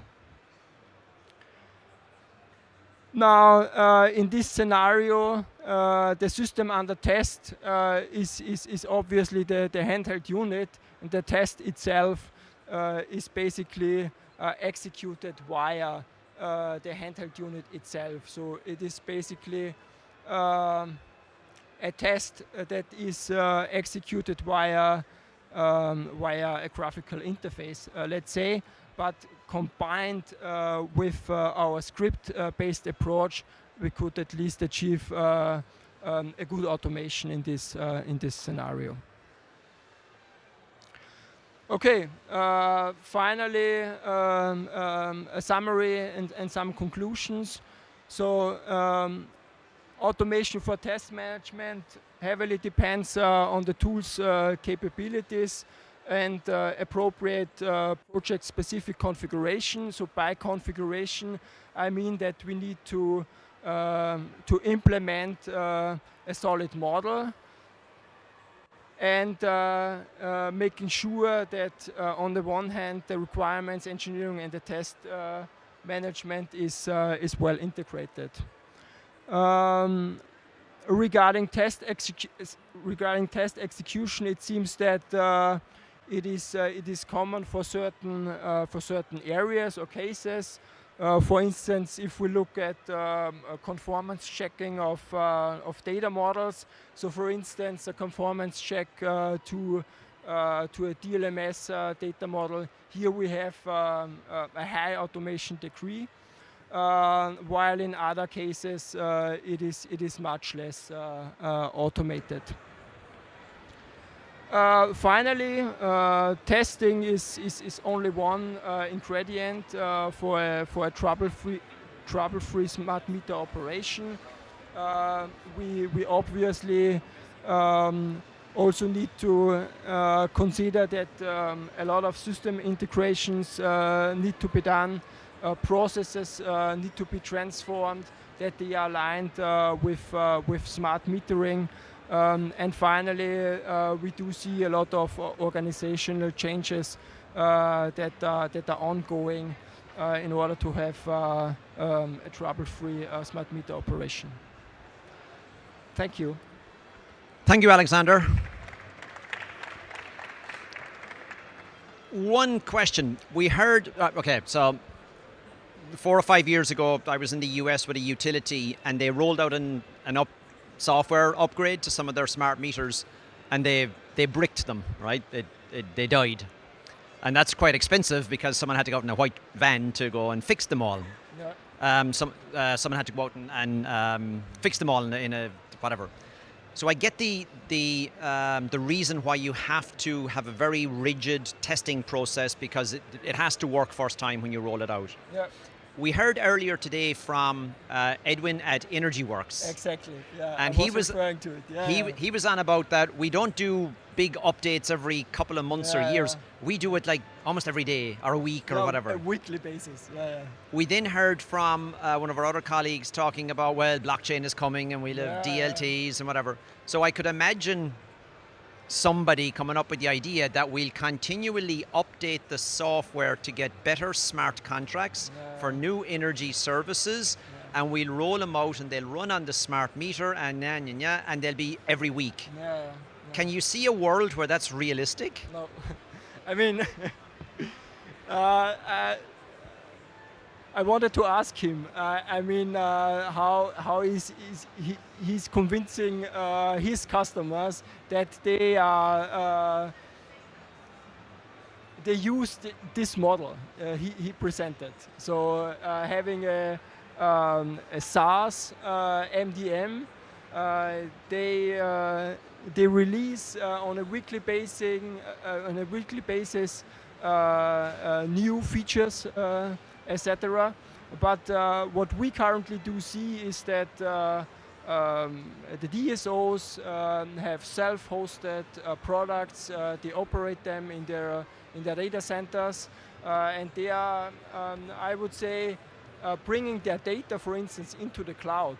I think for them it is a completely change in their organization, change in their mind, that they suddenly start giving their data away somewhere in the cloud. They don't know what happens with their data. They don't have it in their hand. For instance, if at the end of the month they need to do their billing, then they need to make sure that the data are there, the data are in the billing system, and so on. And if you are connected to a SaaS system, then suddenly in your tool chain you cannot control it. You have it. You don't have it in your own hands. And I think for them this is there are several reasons not to jump on a SaaS solution. Well, the session the whole afternoon was enabling technologies. I've spent my life, fascinated with new technologies, how they all fit together, whether they're whether they're practicable or not, whether they make business sense. That's the hard bit, but it is fascinating to see the changes coming down. The changes are coming, I agree, and I did a PhD and I did a lot of research in the cloud computing, and I was also to me it was interesting that in the utilities area, at least 2 years ago, I haven't seen a SaaS solution at all. The pace of change is fascinating. Yeah, that's right. Any questions for Alexander?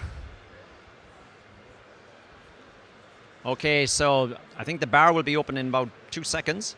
We spent the last 4 hours talking about enabling technologies. It's all about change. I'll leave you with one comment. When it comes to change, there's companies that make it happen, there's companies that watch it happen, and there's a whole lot of companies that wonder what happened. So let's all see where we'll be in the next couple of years. But the good thing is there's plenty of technology for all of us to play with. Thank you. Thank you.